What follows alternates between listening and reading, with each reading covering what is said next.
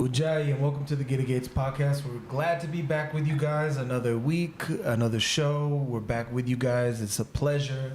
We always enjoy getting up with you guys, everybody that tunes in. We appreciate you guys for tuning in. Before we get started, I'd like to acknowledge all the forces in the non-material, particularly all the ancestors. Our ancestors, all of our ancestors, your ancestors, all of the ancestors that bring us together. Because as we say, the ancestors on the other side, they see no color, they see no gender, and it's all about working together. So we would like to acknowledge all of the ancestors on the other side that bring us all together, because in order for us to say we can come together, we have to say at some point or another, our ancestors had to have come together. And with that being said, I would like to also acknowledge all the powers of nature, all the deities, all the genies, all the entities that exist within nature that are standing behind this great work, and particularly the ancestor that's responsible for what we can call the Earth Center, Nebnabla Musa Mora Dinabig, and for all the sacrifices he put in to open up the culture to the rest of the world again, the Kemetic culture after it had gone into hiding for so many thousands of years. And with that being said, my name is Tutipso Maheko Namir. I'm one of your hosts, and I'm here with your co-host, Kajizriman Saikapta. And we have a very special guest in the building. Hey, my name is Lenise. Lenise, I am terrible with names, so I'm always afraid I'm going to butcher the person's name, but Lenise was so gracious to say it's Denise with an L. So I was like, there's no way I can mess this up. But can you just introduce yourself, please, to all of the listeners and everybody that tunes in as to who you are, give a brief introduction and a little bit of a backstory as to some of the projects you're involved in and what you do. Thank you. It's a pleasure to be here. Thanks for inviting me and for having me. Pleasure to have you. Yeah, so who am I? I am so much. I am a mother of two small children, 7 and 4. I homeschool one and the other is currently in school. I'm a wife. I'm an artist. I sing, I dance, I write. I'm a speaker. I'm an MC. And then day to day in my community, I help to create curriculum for young people to really bridge the gap between instructional learning and real world application. And so I'm an entrepreneur. You know, some of that work is going into the local schools and doing consultations on where the students are, what they need to truly be prepared in the world. And then I create programs to ensure that they're heading out of high school and onto a path that makes sense for the individual. Okay, you do a lot. Yeah. I'm unlimited. I got a lot of gifts. I'm aware of my gifts, and so I use them. Okay, so what sparked, this endeavor that you're on in, trying to help the children? Yeah, I used to be a youth advocate in Harlem, and that mainly was about working with the young people to change their mindset, help them to build grit and perseverance. And so in the work that I was doing, I started to develop workshops to really find tangible ways for them to integrate the learning. And I realized that I actually could have a bigger impact if I started working with the mothers. And so I started my own business to have online courses and workshops for women. When I got pregnant with my second child, I took a step back from doing the entrepreneurship work because it was a lot. And I was like, you know what, I still can do some work. And so I like applied for this part-time job where they were doing this work that I was doing in the schools. So I was introduced to a new industry, a new lane where I could actually give the work away, give the knowledge away to the students for free. Right, I don't have to charge the people in the community that actually need it.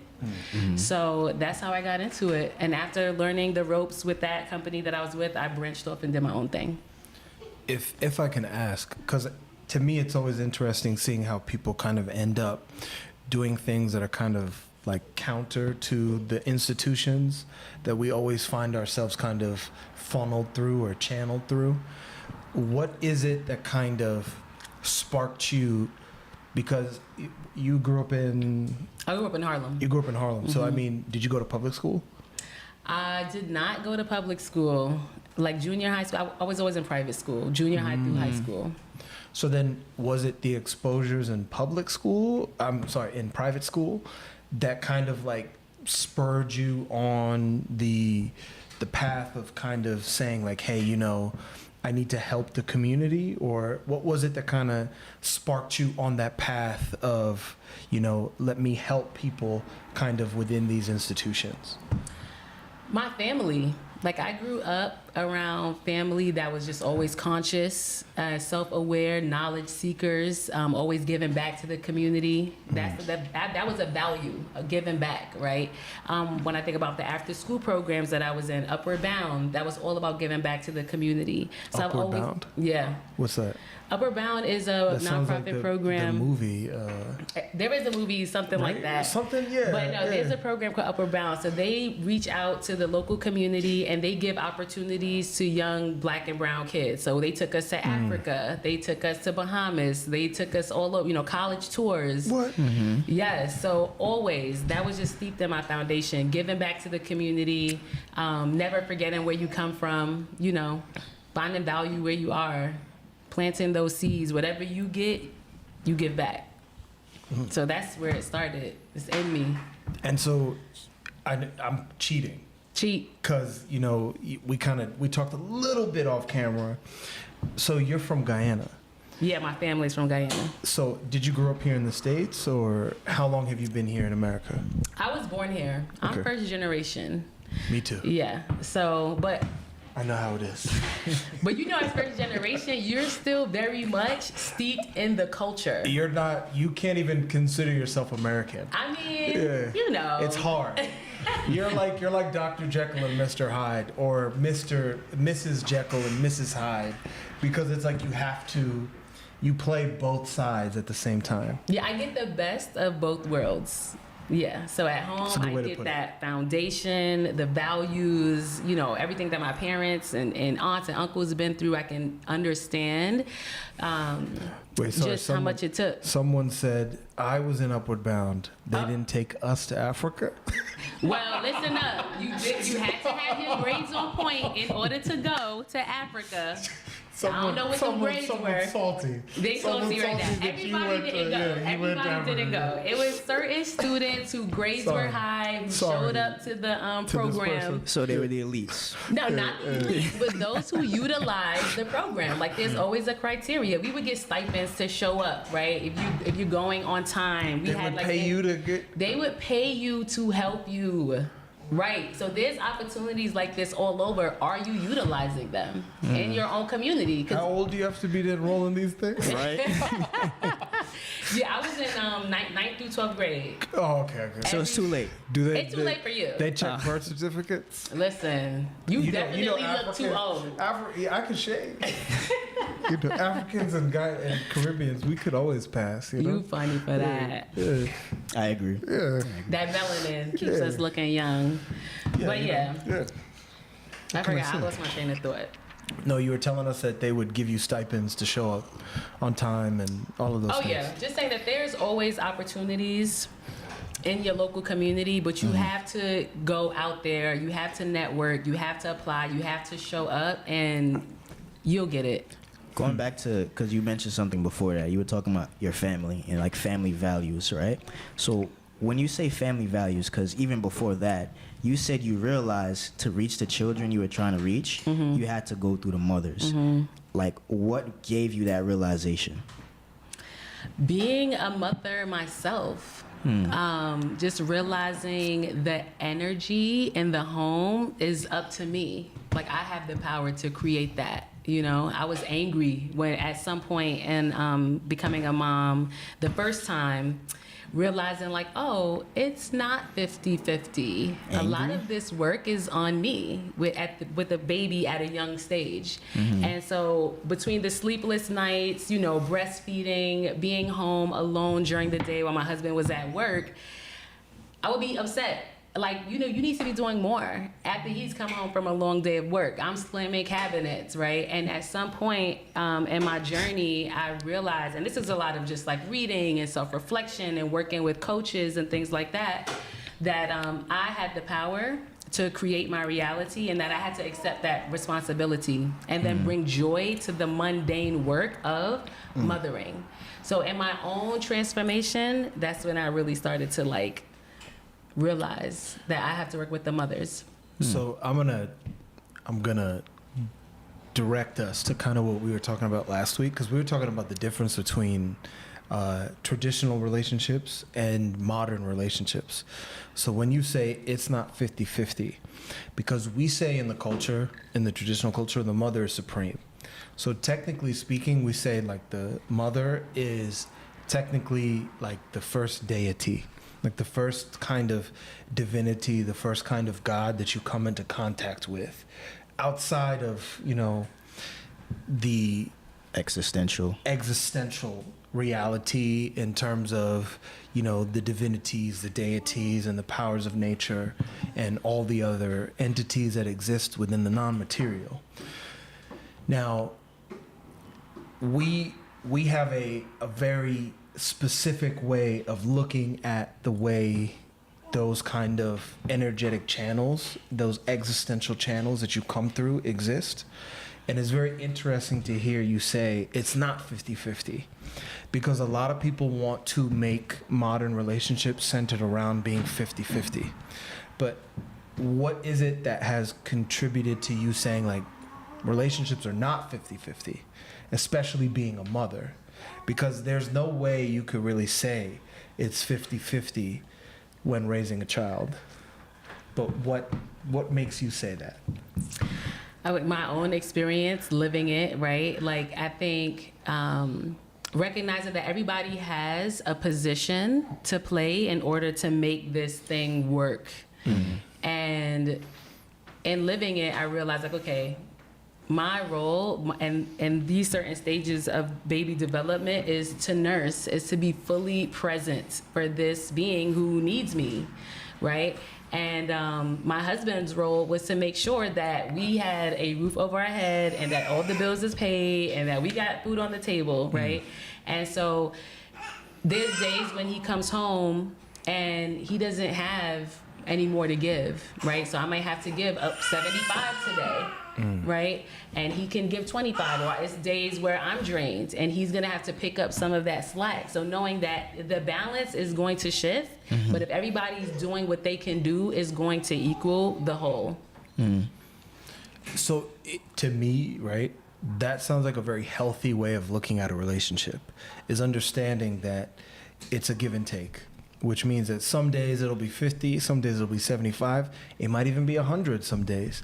It might even be 20, it might even be 0, depending upon, you know, how you are or how your energy levels are. But I think in this day and age, people have an unrealistic expectation of relationships where they think it's 50-50. And if you don't meet the 50, I'm out. Because we grow up in we live in such a swipe right, swipe left, you know, on to the next one culture, that people are always willing and able to say like, I could do better, I could go elsewhere, I could do this, I could do that. So then why am I even gonna stick it out with you? So it's very interesting to hear you say that in a more accepting, like congenial kind of way, because most people in relationships today sound like they're just living with unrealistic expectations. Yeah, I mean, I guess it's a lot of social media, aesthetic, right? Of like what looks good. But when you're living it and you realize your power, and part of your power is accepting a responsibility, you don't really need much from others, and you can hold space. You can look at your partner as a friend, right? As a human being, versus like, what can you do for me? It's like, how can we serve each other? How can we be of service to the long-term goal of building a family, building legacy, raising up and cultivating human beings, spiritual beings, living this experience. Like, it becomes less about you per se, but there's still an aspect of self-care and self-love, Yeah, we just gotta really maybe reach back to the elders, but then also integrate that self-love and your own inner power. So what do you mean by that? What do you mean by reaching back to the elders and reaching or cultivating that self-love and that inner power? Yeah, what do I mean by reaching back to the elders? That there's a lot of wisdom and knowledge in our grandmothers, right? And just how they survived and their mindset and how they really put the family first, right? I think that they were in more of a place of survival, and now we're in a place of thriving. And so that's where that integration was like, you don't throw the baby out with the bathwater, and you find that middle ground where you can make it about the family, but you can also center yourself so you can give from like a cup, the overflowing cup. Because I feel like the grandmothers, their cup may have been empty, and they were still giving. We're not in that place anymore. So that's what I mean. Reach back, get the values, get the lessons, but then bring it forward with what we know today and your own inner wisdom. That's such an interesting perspective that you have, because nowadays, like Tutipsa was saying, I feel like a lot of people have this mentality where they're trying to get to what you're talking about, which is really essentially just going back to tradition. Because essentially everything we're saying is tradition. Go back to tradition, because tradition is what keeps the values, it's what keeps the principles. It's kind of what keeps us in line. It's kind of like the foundation we have to have in order to have like that balanced life or have that balanced relationship. And people really, that's what they're yearning for. Like when I hear on social media, people even talking about, relationship goals, or people talking about what the man is supposed to do, what the woman is supposed to do, it shows that there's clearly a lack of tradition. Because if we had tradition, if we had that culture, if we had principles, then we wouldn't have to have these conversations and these questions. So how do you doing what you do in your line of work, how do you kind of like feed that into the community? Like that, those values, like those traditions, those principles. How do I feed the values back into the community? Yes, this is a good question. How do I feel those values? Well, one, just asking people, what are your values? Like really getting into where they are, meeting people where they are, right? Instead of trying to come in and teach them all that I know. It's just getting into their headspace, understanding where did you get that belief, understanding their conditioning, and from there, just asking the right questions to get to that root. And once you create a list of values, from there, then you can start to build with other people. You start to attract people who have the same values as you, right? And then that's how relationships and community starts. So that's where it starts for me, just asking the right questions.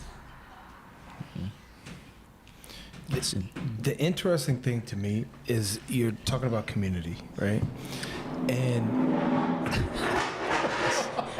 Why? yeah, what was that? I missed it. Excuse us.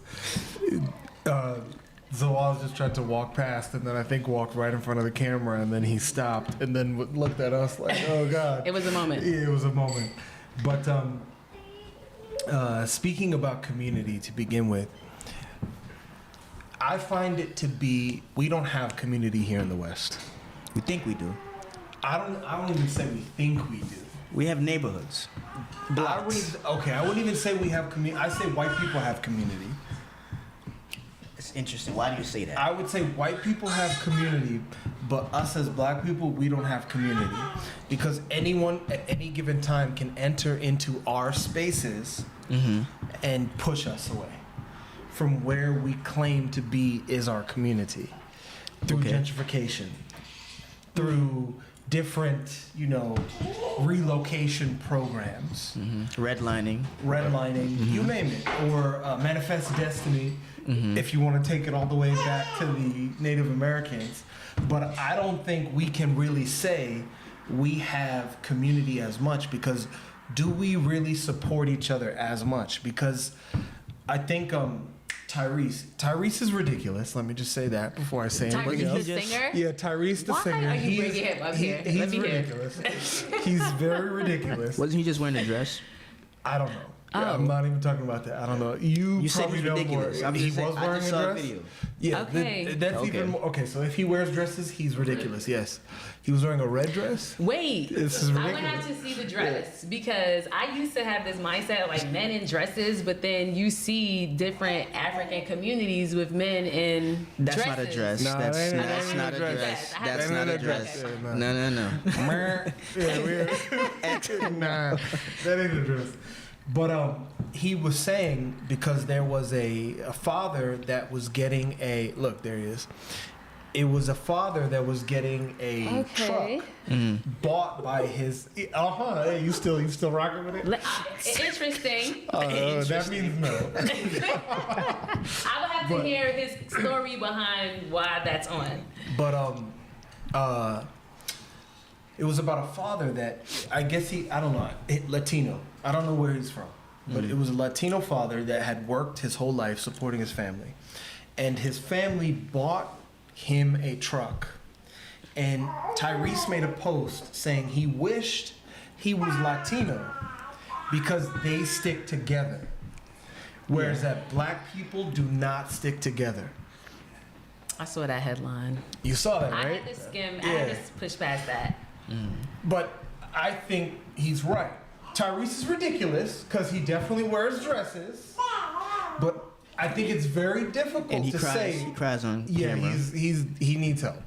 But I think it's very difficult for us to say we have community because we're always willing to sell each other out for something at any given moment, whenever that opportunity comes along. It's the crab in the barrel mentality. But it goes back to the question, like, okay, but crabs don't naturally come in barrels, right? So, like, who put the crab in the barrel in the first place? I How like did that. the crabs get in the barrel? Right. I'm with you. You know, But we're in the barrel. yeah. So we're we definitely can't in the barrel. remove ourselves from the barrel. Because are we choosing to be in the barrel, or do we have to be in the barrel? Are we choosing to be in the barrel? I don't know. This reminds me of that Kanye question. Like, slavery is a choice. I mean, that statement where it's like, you got to go back to how did we get in the barrel, right? And really having grace and doing the work to help and get people out of their situation, starting with the mindset. Right? Like, you named all of the things, the redlining, the gentrification, all of that. It's so much against Black and brown communities, and there are people that's doing the work to change the mindset and create safe spaces for themselves. But There's some. there's some, but There's it some. takes time because it Yeah. took a long time for us to get where we are and lose all of our spiritual practices and inner wisdom and all that. So That's right. we gotta actually, because this is one thing that really actually irks me, is when Black and brown people make judgments on other Black and brown people, whether you're from the Caribbean, making statements about Americans being lazy or whatever, and really not understanding the psychology and what has been done to play a part And in the how we sickness. got to where we are. I agree with you 100%. Yeah. That grinds my gears. Right, so we can't. So even like the crabs in the barrel stuff, This and guy's this is like why. the worst perpetrator. Like, don't listen to this Don't guy. listen to No, him. I'm not. Yeah, don't No, listen to this guy. no. He's like the worst perpetrator. That's not true. That's not true. But this is also why I started the work of going into the schools and instead of like, perpetuating the narrative, starting to be a problem solver, right? And meet people where they are. So we got to do more of that than Get this nigga, giving bro. the narratives. Sorry to interrupt. He came for dinner. Yeah, nah, he didn't come for dinner. He came to fuck shit up and dinner. You ever seen Dennis the Menace? That's Dennis. That's what that is. That's Dennis the Oh, Menace. he's That cute, cat, yeah, just take the food with you. Sorry, keep Yeah. going. Yeah. No, but that's it. Less talking smack and more giving back. If you know what your gifts are, Wait, say that again. Yeah, say that again. less talking Run it smack back. and more giving back. Okay. Yeah, one more time. I'm not playing with you. But yeah, so that's my take on it. If you know your gifts, find a way to use them to uplift, especially young people, right? They're the next generation. Go into the schools, go into the local nonprofits, create your own, use your platform to talk to the teens, to get them in middle school. I have self-love programs for middle school girls. Let's start talking about what self-love is, how to self-listen, how to self-observe, how to self-validate, how to self-empower. So we can get them before they start making these big mistakes that keep us stuck in these generational patterns that don't work. The interesting thing, so going back to piggybacking off of what you just said, right? Like the generational patterns. Like to me, I remember when one time I was doing a program and I was going into inner city high schools in New York City and I was teaching theater programs and I was trying to teach them like theater technique, like how to do your artistic acting. And what I found I was coming up against was that people, it was majority women. I don't even think there weren't any dudes. I think it was an all-female high school, if I remember correctly. An all-female high school? Yeah, take it up in New York City, bro. I didn't do it. But nonetheless, what I noticed is that I couldn't even teach them about the technique of acting because they weren't in a position to even receive the technique of acting. So what I found is I spent a majority of the time telling them, hey, stand up straight. Like, have some pride, have some integrity in what you're doing and what you're learning. And in having some pride and having some integrity, also have some gumption. You belong here. You're supposed to be here. Like, no one can put it in question that you're supposed to be here and you're supposed to be doing this. Now, with that being said, what I find is that, like you said, because it sounds like you're describing the process of understanding and or gaining an identity, or gaining the ability to kind of stand with a backbone. And I feel like our community, people within our community, because I'm with you, less, how did you put it? Less talking shit and more Yeah, let's back talking and smack shit. and more giving back. Less talking smack and more giving back. But everybody in our community is always coming from a place of like, do I belong? Am I supposed to be here? Can I be here? Or whatever kind of problems they're dealing with at home, or whatever kind of problems they're seeing on the street, that it's very difficult for the person, because if we're gonna be honest, white people are conditioned and white people are educated to be able to say, I can be myself and I have value, I have merit, no matter where I go. But when we enter into the white man's spaces, it becomes different for us. Because then we start questioning whether or not we have merit, we have value, because we have to adjust ourselves and code switch to fit into the white man's spaces. Now, what I find is that when you're trying to get people here in the West to kind of get up out of all of the challenges and everything that we face, is how do you get someone to identify or self kind of classify that they have value? And I feel like that is the main problem we deal with here in America in our communities, which leads to us not having communities in the first place, is we don't have value, or we don't recognize ourselves as having value to such an extent that we're willing to sell ourselves for cheaper, or willing to sell out each other in order to gain a seat at the table, at the white man's table, for lack of a better word, right? I'm speaking generally here. I'm speaking about the Western, the Greco-Roman, monster that is really kind of dominating, the colonial monster that's really dominating the world right now. And we're willing to do that in order to get the crumbs at the table, in order to get a seat. You had a question? What's the question? You said, how do we get people to understand their value? How do we get people to start to come to a place where they recognize that they have a value that is not ultimately defined by gaining a seat at the white man's table? Right. Yeah.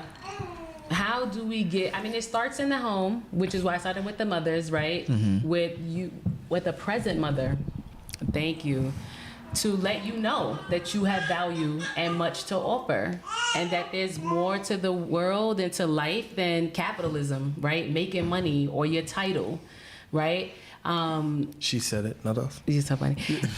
In the school systems, right? In the school, having classes and really prioritizing classes that's centered and focused in personal and self-development. Like, that should be part of the curriculum, right? If you have an opportunity to bring a program like the theater program in, and you know your audience, the first few weeks of your theater program is speaking life into those girls. Is showing them how to create safe space and how to be community, helping them to create agreements, right? Helping them to become vulnerable, to be able to share and to break into a different self where they can use their voice, right? Giving them those activities to help them strengthen and realize that they have some wisdom and that their wisdom is honored here. So it is a slow process. It does take the adults in their lives to speak life into them, right? We can go even to media. Like, what is out there that helps you feel valuable, that's in front of your face every single day? Not Sexy Red, I didn't even know Sexy Red was like a thing. No, me either, And until then recently. someone was telling me, have you ever heard the song Pound Town? And I was like, no, I haven't. And then they were like, that's a song where she's like, my booty hole brown, or my something. Yeah. Is, So bad. and I was like, oh, that's that song. Yeah. And I'm like, yeah, I didn't know that that's really, like, I thought that was a joke. No, she's serious, and she's pregnant right now. Go she had the baby ready? So we gotta stop supporting. Like, check one. I know, she's like, I just got a notification We gotta on my stop phone. supporting these things. We gotta stop supporting this. We need to actually start boycotting certain music. I'm with you, but to me, who's really supporting this stuff? It's for her to be on stages. I think it was the 50th hip hop. I'm like, For what wow. though? 50th what? Hip hop what? Like though? anniversary, they had like a award show. What award show? I don't know the award But show. this is what I'm the oldest, youngest person you ever met. The youngest, oldest person. Yeah, but Lenise, this is what I'm talking about though. To me, it's sort of like, why do we keep playing by the white man's game? And I'm saying white man You live in a it. proverbial sense, Yeah. right? I'm not talking about like, don't go beat up your neighbor, Mr. Craig, like just a random white dude that goes to work every day. I'm not talking about that. But I'm saying like this post-colonial society that we live in, to me, it seems like we're not sitting down and really thinking about like how we are trying to integrate. Because I was thinking about this a lot, right? At a certain time, we were fighting against segregation, right? Particularly in the colonial, not in the colonial, in the civil rights time, right? We were fighting against segregation. Mm-hmm. For what? Integration? Well, But where did integration get us? Integration. What did integration get us? no, yeah. I mean, Martin did say at some point that he is afraid that he was walking his people into a burning house, right? So that was Thank you. an error, Yeah. right? But at the same time, we're here. And we want to be treated as human beings. But Now, we took it too far. Like, we didn't need to be at the same table, but there needs to be civil rights, human rights. Like, we should not be getting hung and lynched and towns burnt down because we're black. Yeah, but then do you know- think it Finish. like, okay, let me ask you this, right?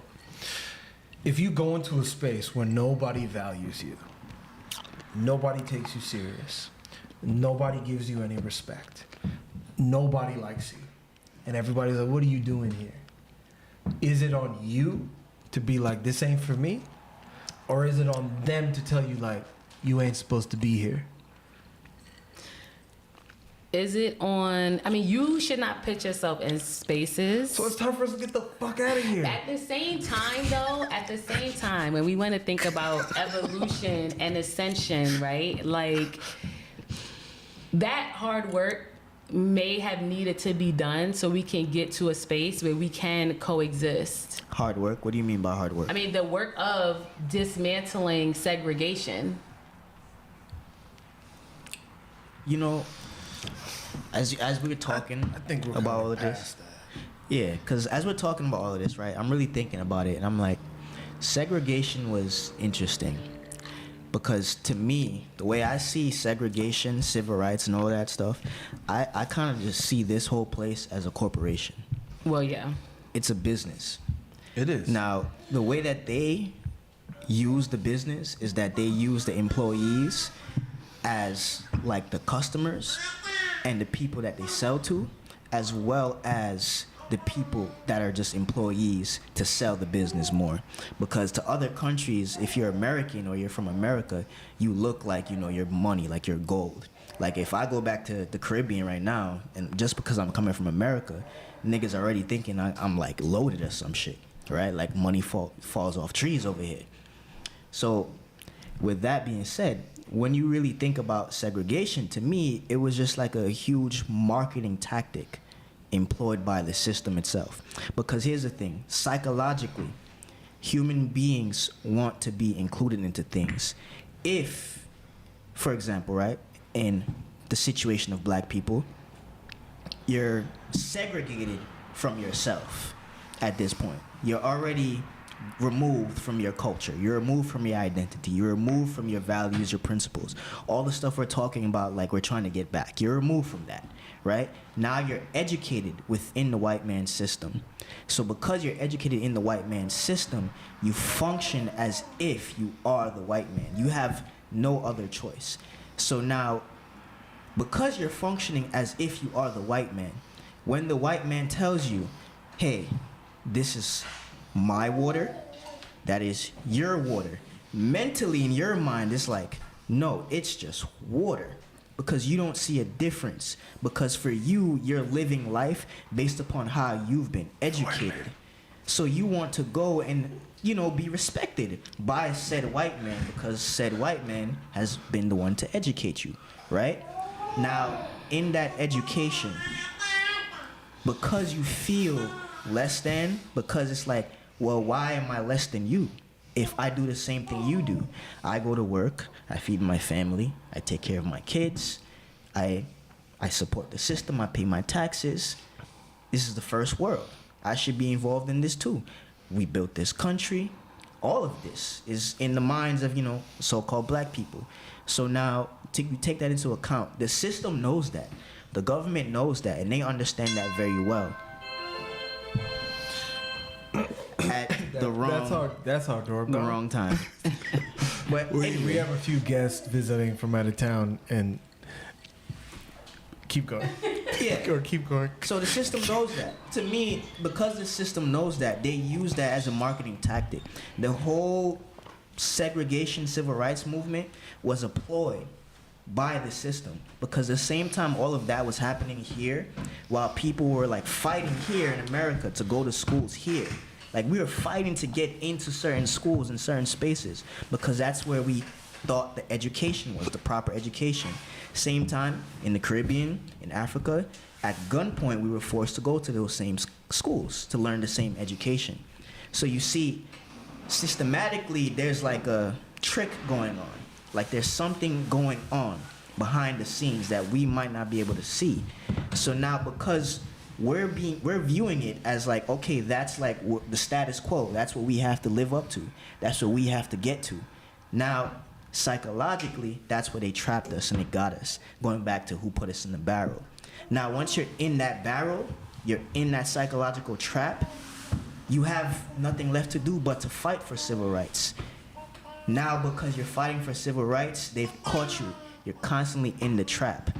Now, because that's the trap you're in, everything you do at that point is going to be based off of that mentality. You trying to get to the top based upon the barrel that you're in. Because from what you see from the bottom of the barrel, you only see what's on the top, which is what the white man's status quo is. So that's what you fight for. So as you fight for that now everything you do is rooted in that. So the question is, how can we actually truly change if that's what we're in? Like, where are we going to get the values from, the principles from to change? Because I love what you do, but do you think the school system itself is already the colonial system? What we learn is already the colonial system. Your ancestors probably had a different view of the stars in the sky, but the system has their view. Your ancestors probably had their own view of what even economy and e-commerce is, but the system has their own view. So do you think we can actually truly make a change or make a difference if we're going to continue to stay in the same barrel? Yeah, thank you for sharing that. You said a lot. I don't think, going back to the segregation thing, that Black folks wanted to integrate at that time because they wanted to be like white people. I think that if you're living in a red line neighborhood that's not getting books, you may believe that if you go to the same school as them, then you would get a better education, right? And so just wanting, equality, wanting clean water, wanting proper education, wanting better opportunities for your kids and your family is going to help you or make you step out of what is to find that better thing. It could have been, I don't see even it being marketing per se, because they really didn't like us.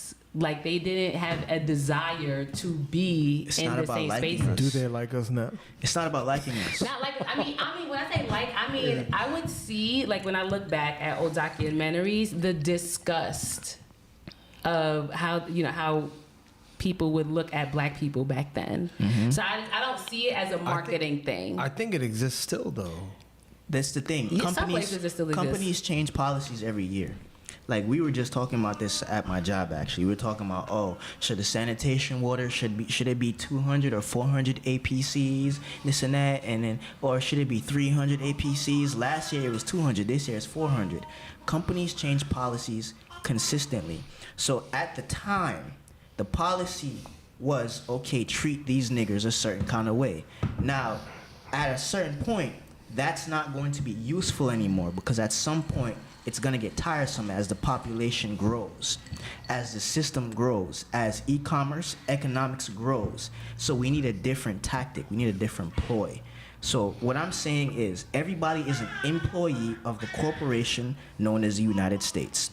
So as an employee, you have a certain specific duty in the corporation.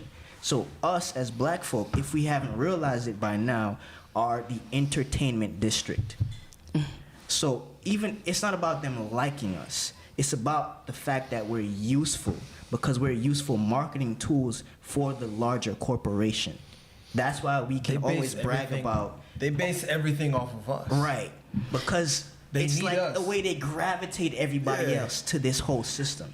So back to your question where you mentioned, do I think that we can change the system? Is that what you said? You asked me that? In a nutshell. We can create our own systems. That's one way I think that we can make change. But I think that you can make change where you are. Like it's one step at a time. So if you go into one school and you can work with one group of kids, you're doing the work to make change. I don't think it's realistic to try to dismantle everything right away. Like we still in this game of capitalism, right? And so we have to learn the game, learn the rules, and know how to play it and play it well, knowing that you're setting something better up for the next generation to then take the baton and do the next level of change, right? If you can homeschool and pull your kids out of school, do that, right? So they're not being educated by the colonial system, right? But if you can't, what can you do in the meantime? You might supplement with something extra. You're gonna find communities like the Earth Center, but it's not gonna be overnight, like change everything. We gotta be realistic. I like that you said that. It's not gonna be overnight. Because I think like a lot of people think that somehow, some way, there's gonna be like a miraculous thing that happens or some kind of huge revolution that happens to which we're gonna gain some kind of freedom or autonomy from the white man and the white man's system. But here's the thing.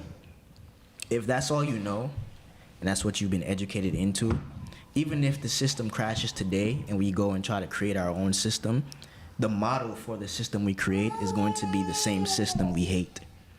Then we just become our own oppressors again. And then before we know, we actually oppress other people because that's just what we know. So what are you doing to ensure that that doesn't happen? Like you said, you start with yourself. It starts at home. But what I'm basically saying is, from inside the system, do you think we can actually change it? Because I think that's like where a lot of people are actually thinking about. Like creating, like when people say create our own system, I've noticed that they really are just talking about making another white man's system with a dark man's face. To me, that is ultimately what we always keep doing. Is we keep trying to play the white man's game, but because it's one of us, then we claim that we're not playing the white man's game. Like I saw today, I don't know if you keep up with like the Gaza and the Israel conflict or not. I'm tapped in a little. So, did you see how South Africa took Israel to the international court? And they said that they are committing genocide, basically. And the judge that vetoed South Africa's push was an African judge. And then once she vetoed the South African push, she was made the vice president of the international court. And to me, I feel like the way the game keeps going is they'll be like, well, it was an African that did it. So you can't say that it's the white man. It throws you off. And it throws you off because we keep playing this game where it's like, to me, colonialism has to step outside the boundaries of what we look like. Colonialism has to go into the game where we're talking about the way you function, the way you do things, the way you move, the way you talk, the way you express values, which means what you hold to be not only valuable, but what you hold to be to saying, this is what to me needs to continue. this is what, to me, I want to pass down to my children. And I don't think people want to kind of have those kind of conversations, because to me, it seems like then we're able to continue to play this game where we will then change the face of the oppressor. And then as the oppressed, we will become the oppressor. And then all we're doing is just fighting for crumbs. And we're fighting to create the white man's system in other areas. Because if you talk to any real person on the street that hasn't been politically brainwashed, they're going to be like, nah, I'm not with it. I'm not with the way that Israel is wiping people out. But if you talk to somebody that's been politically brainwashed, they're going to be like, yeah, I'm with it. Gaza, tell Hamas to surrender. Or they try to justify it in some kind of way. Or they try and justify it in some kind of way. But the woman that vetoed it, right, that's that capitalism mindset where it's all about what she can gain. We need people like you guys who are not brainwashed to rise up the ranks and get in those positions of power to make that change on a political level. If we all just run away, the system is going to be left in place, and there's still going to be millions of black and brown people under oppression. But do you think the system continues without us? Because we are the system. But yeah, okay, I understand what you're saying, but back to that, it's not going to happen in a day. Are you going to get every black and brown person to walk out of schools? Not right now. So how are you going to create real change? Hell no. You gotta get into those. You gotta get into those positions of power. I can't. You gotta insert. Can't get in trouble. You gotta insert yourself. You, not the people that's in it for themselves, in it for the title, in it for the money and the big, paycheck. The people who's on the ground, you got certain skills, you need to find a lane where you can actually create change for people where they are. I'm gonna say something, and I'm gonna take it a little further. We keep saying the system. Essentially, we, the people, humans, are the system because we're the ones who make it thrive. We're the ones who make it continue to go. Now, if you have ever had like a position in something, you tend to notice that you're always having to cope with how other people are functioning. So now, even if you come into a position, it's awful. Yeah, it's horrible. Yeah. But even if you come into a position, right, and you now think you have some kind of power or authority, power corrupts. You might not notice it. You might not think that's what it is, but we can have the goodest or the best of intentions. But the reality is this. I'm going to say something. The system, aside from it being us, there are actual powers and entities at work. There are actual things behind the scenes in the non-material. When you say the system, you're really talking about an entity because they even call it a corporation. A corporation is an entity. The government is an entity. It's a living, breathing thing. So to be involved in it in any form or shape of way puts you into that thing's kind of like, I want to say gravitational pull, if that makes sense. You're in that thing's orbit. It's almost like black cops, like a lot of black cops that I've met, they say that a lot, like, oh, I'm just in it because I'm trying to, do my part within the system and try to change it within the system. But a lot of them, like behind the scenes, from what they've talked to me about, because I'm not gonna say his name. I know a black cop, and you act like someone's gonna beat him up. No, but I'm just not gonna say his name. He used to be a Crip, but he's a cop. And his ideas of him trying to change. Now you're just dry snitching. Yeah, you could have just said he was a cop. He knows who he is. He knows who he is. Yeah, he used to be a Crip. Yeah. Yeah. But him, right, being a cop, thinking he can do things a certain kind of way, even him telling me he's noticed that There's things that you have to go through. There's avenues that exist. Like, there's corruption on levels that you can't even imagine. So the more and more you rise to that top, and the more and more you realize that you might not be able to change this system the way you think you're gonna change it. The only thing you can truly do is, as you said, is to change yourself. It starts at home. And that's what we have to really do. We have to target the homes, because at the end of the day, the system is giving us our values. It's giving us our principles, which to me is a lack of principles. It's a culture of no culture.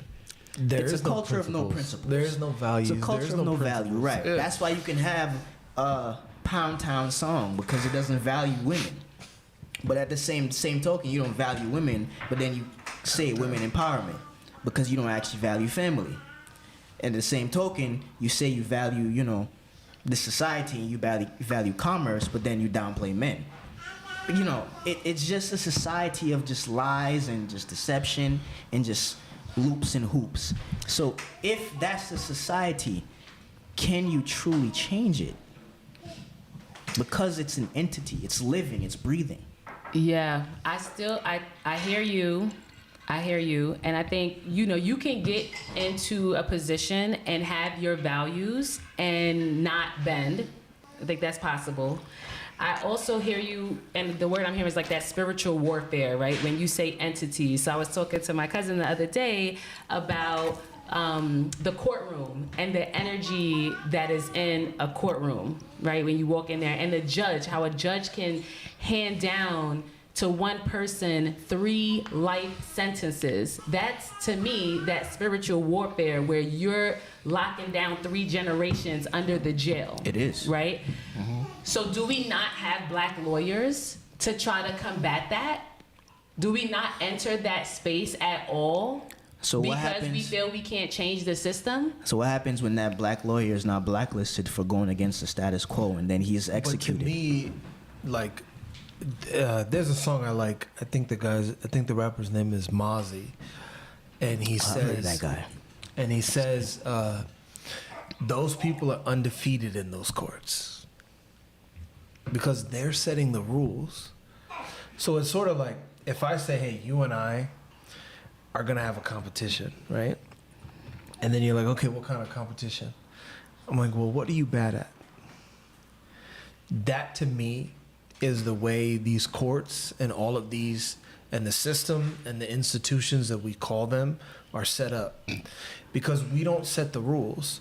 That's why you don't see Trump or any of these politicians going to jail. That's why Trump was so galvanizing to everybody, because Trump was like, this shit is rigged, and Hillary's like, it's all a lie. No, it's not. And then everybody's like, wait a second, it is rigged. Like, every black person in the world, you tell them like police ain't for us, they're gonna be like, yeah, of course. But there's black cops. But there's black cops. But then you go to white people, and white people be like, the police need to be protected, and the police need to be this, and the police need to be that. Blue Lives Matter. Yeah, I mean, yeah, that's neither here nor there. But to me, it just goes to show that we have to be honest about the way that the system is set up to benefit the people that set up the system. The system will never benefit those that are not there, that are going to benefit as the descendants of those that set up the system. Native Americans are fucked, if we're being honest. Them niggas cannot get off that reservation. Wait, so I want to know, what is your resolve for black and brown people in America? Take your ass back to Africa. Really? There is rhetoric, and it's been growing, that we were already here, that we are indigenous to this land, and that's the marketing. I love this topic. The marketing is go back to Africa I really love this and leave the promised land, the land of abundance, here for us. So I want to hear. Let's get into I it. really love this topic. I really love this topic. Okay. I'm gonna turn off my mic. Please. Please, thank you. Yeah, no. Yes, please, refill me. Please, keep it coming. Ice, please. Please. Yeah, I love this topic. You know why I love this topic? Because, again, there's a marketing tool at play.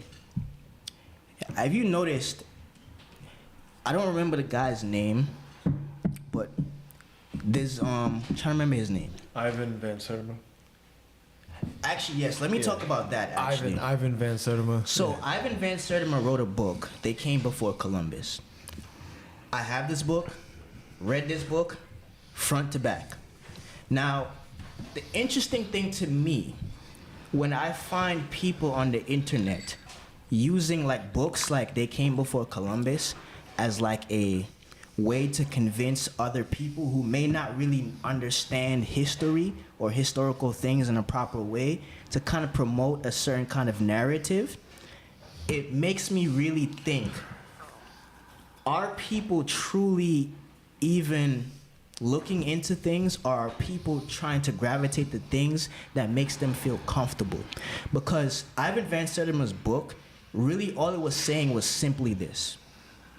There's evidence that Africans traveled to the so-called New World before Europeans. It's saying that Africans had connections with the native people of Mexico, South America, and North America. It's saying that for some reason, there's a global connection between cultures from all over the world, and there's evidence of black civilization here in America. Now, people took that book and took some of the things he said and completely retwisted it. Completely retwisted it. Because if you even read the book and read what he said, he never ever said that black people are the indigenous people of America and that black people were the first people of America. He never said that. Because Ivan Van Sertima, because this is how I know people don't do real research. Ivan Van Sertima himself is from Guyana. He's a Guyanese author. You're from Guyana. Now, in Guyana, tell me the 3 races of people. Indian, black. Who's the third race? Amerindian? Amerindians. What do they call Amerindians? Indigenous. The indigenous. But what, they have a name for them. Tell me. You don't know? Buck people. Oh, buck. Okay. Yeah. It's a slang. The buck man. I don't know. Ivan Van Sertima. I've never been there. So But that's not the only book. I'm watching. And No. there is a lot of I research understand. and history. I'm getting it. Like I said, I love this topic. I Good. really love this That's what I'm topic. saying. You woke up. You woke me up. Yeah, I'm you activated. Good. Ivan Van Sertima himself said, from his own origins, his family is of black origins and Amerindian origins. So he knows his history. Historically, he has his mother's side is like black and Amerindian. His father's side, I think they're like black and like they might have like some kind of Indian in them, or East Indian, whatever. But he said clearly that there's 3 races of people: the indigenous, the blacks, and the Indians. Already, that shows you, how can a man who's telling you he's of Amerindian ancestry and African ancestry write a book telling you that Amerindians and Native Americans are not indigenous people? I'm not saying that they're not indigenous. I'm just saying, America. That's one of the arguments that these people who push that I'm not in argument this. will use. I have no That's one of idea. their I arguments. haven't heard that one, so I would have to look into this particular book. But there is a bunch of research It's and not real. history. It's not real. You know what the sad part is? That we don't know what's real. That's what I'm saying. It's so simple to find out if those things are real, but people don't actually do actual research. I can't say that. Social I can't say that media. they're not doing real research. Let me tell you this. Social media will make people seem as if they know more than they actually know. Because even this whole concept of people like being indigenous or black people being indigenous, it's coming from something where it's political. First and foremost, let me just say that. This shit is political.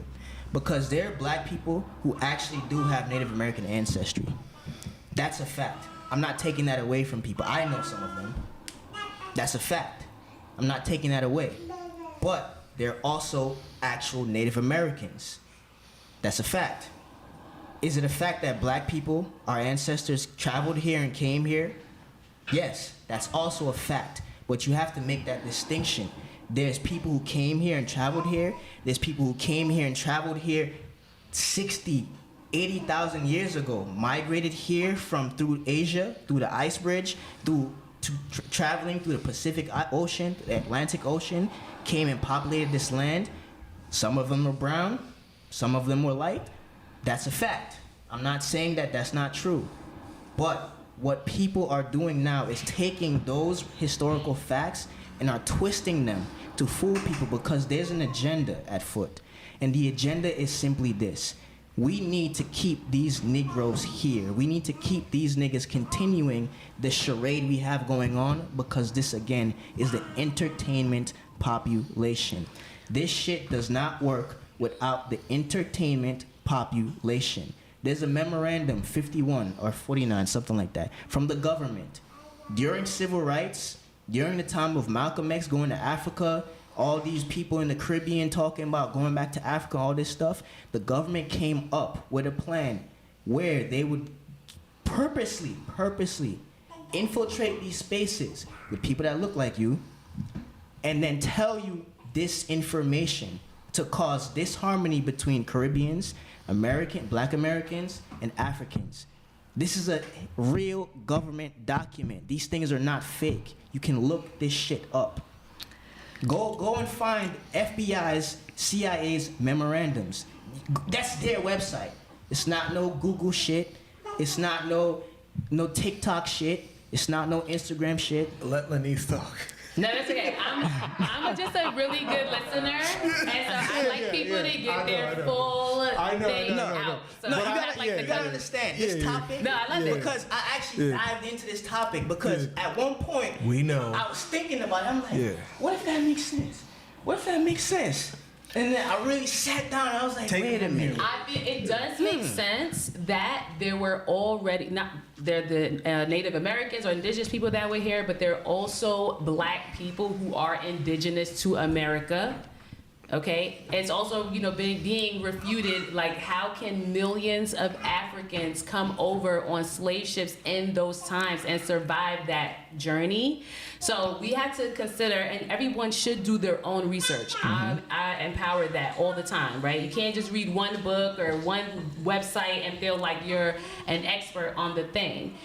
Is the only resolve for every black person to go back to Africa? I don't believe that every black person should. Somebody got their hand up, I don't know. Yeah, Or is gonna go back to Africa. You're not even on the show. You over here trying to raise your hand. Let's hear what you got to say. No one can hear you though. Okay, well, If you're gonna come, You wanna come here? Yeah, just come. Yeah, Please pull up a chair. yeah. Like I think you're that- raising your hand, talking to the mic. Talk loud. Yeah, talking to the mic. Okay. And say who you are, because everybody's like, who is this nigga? This is so wild. I think I've been on We the show haven't before. seen Zawad since the Jesus episode. Oh, goodness. Oh, goodness. All right.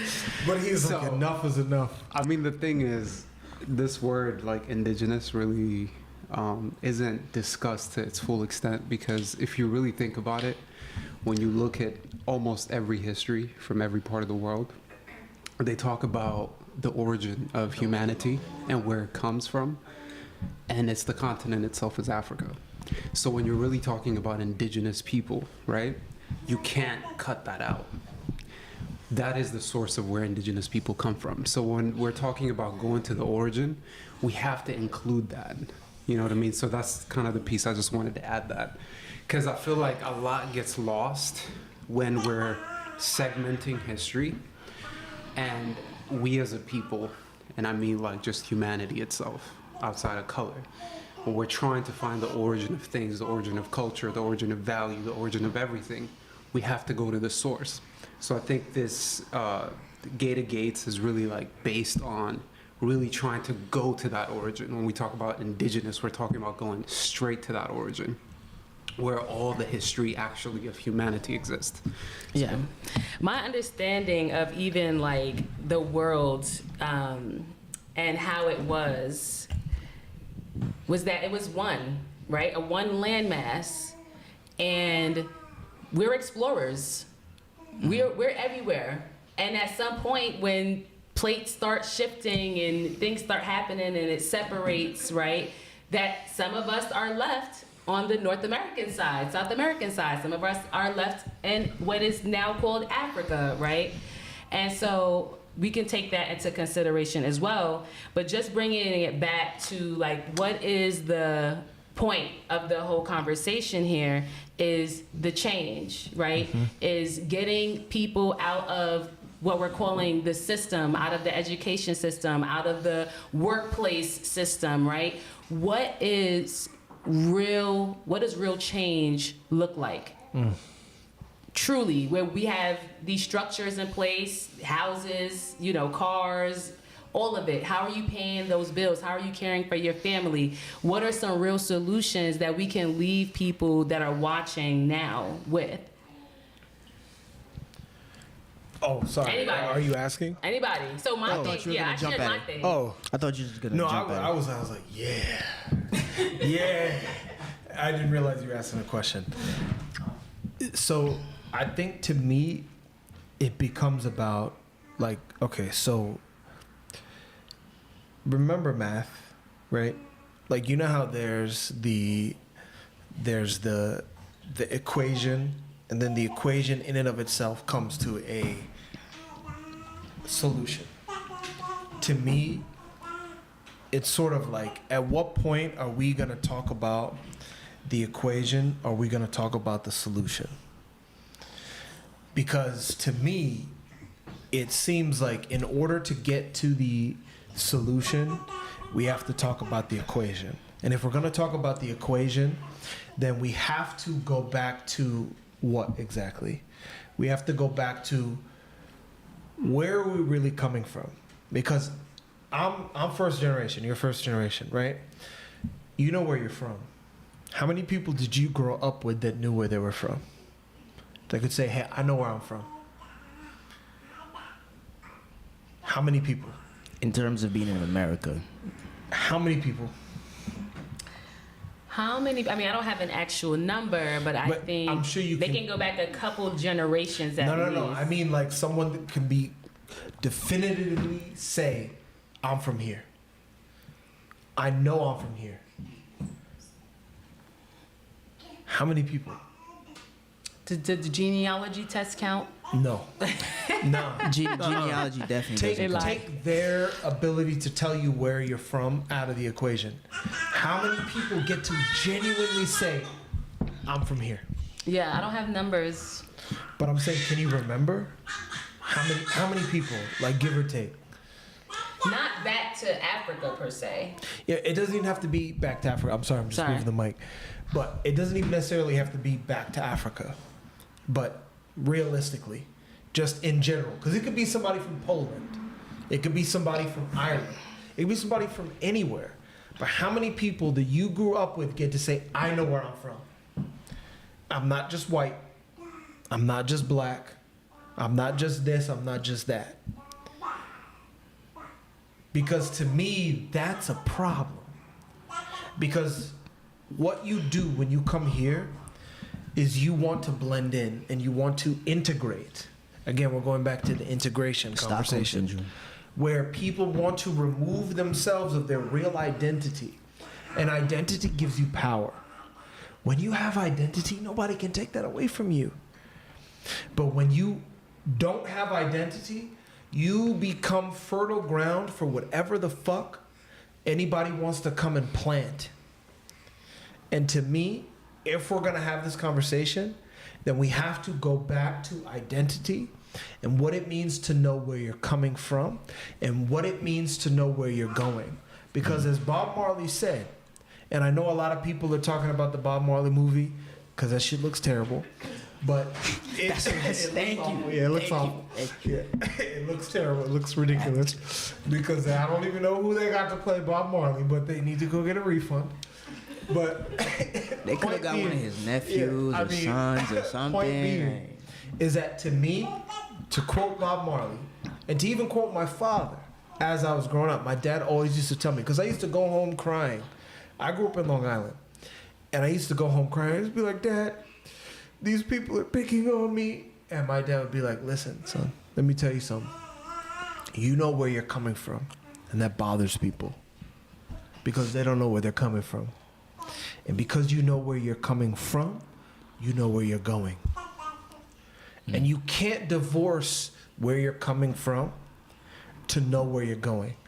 But if we're going to have this conversation, to me, it seems like if you can divorce people from where they are legitimately coming from, which means you can remove them from saying that they are from legitimately Africa, and that they found themselves here at some point or another, then you're able to remove them from the ability to say, hey, we know where we're going. Oh, we already here. So do you, I mean, it's important to know where you're coming from, but do you need it to have It's imperative. identity?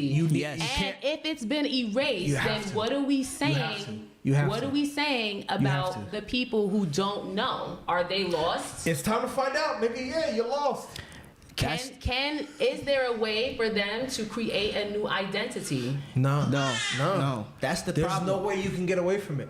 Can That's a the man become problem. a woman? No, when I say that, when I you say avoided that question Can a very man fast. become a woman? a man cannot be a woman. Sister Ann, can you legitimately say that you can divorce yourself from the backbone of being from Guyana? But here's what I'm saying. No. Here's You what I'm said no, saying. right? Here's what I'm I know saying. I know you're not on audio. You're not trying to divorce you. You're not purposely divorcing yourself from where you're from. Okay? It's been stolen from you. Right? So even I can think about myself and my own transformation. Why has it been stolen? To me, that's a conversation we don't have. Is why is it so important to know where you come from? Because most white people here in America will say, I'm Italian. But even I'm white Irish. people, I'm this. I'm that. But even white people people know don't where the fuck they come from. that's the thing. That's how sad it is. Because even some white people don't even know. That's how bad it is. Some That's white what people America. don't. Some white people America don't. does that to people, where you forget your history. That's what America is. America is a freaking vacuum that sucks you in and pulls you apart and drapes you from your identity to the point where it makes you just a consumer. It makes you just a product. It makes you. Yeah.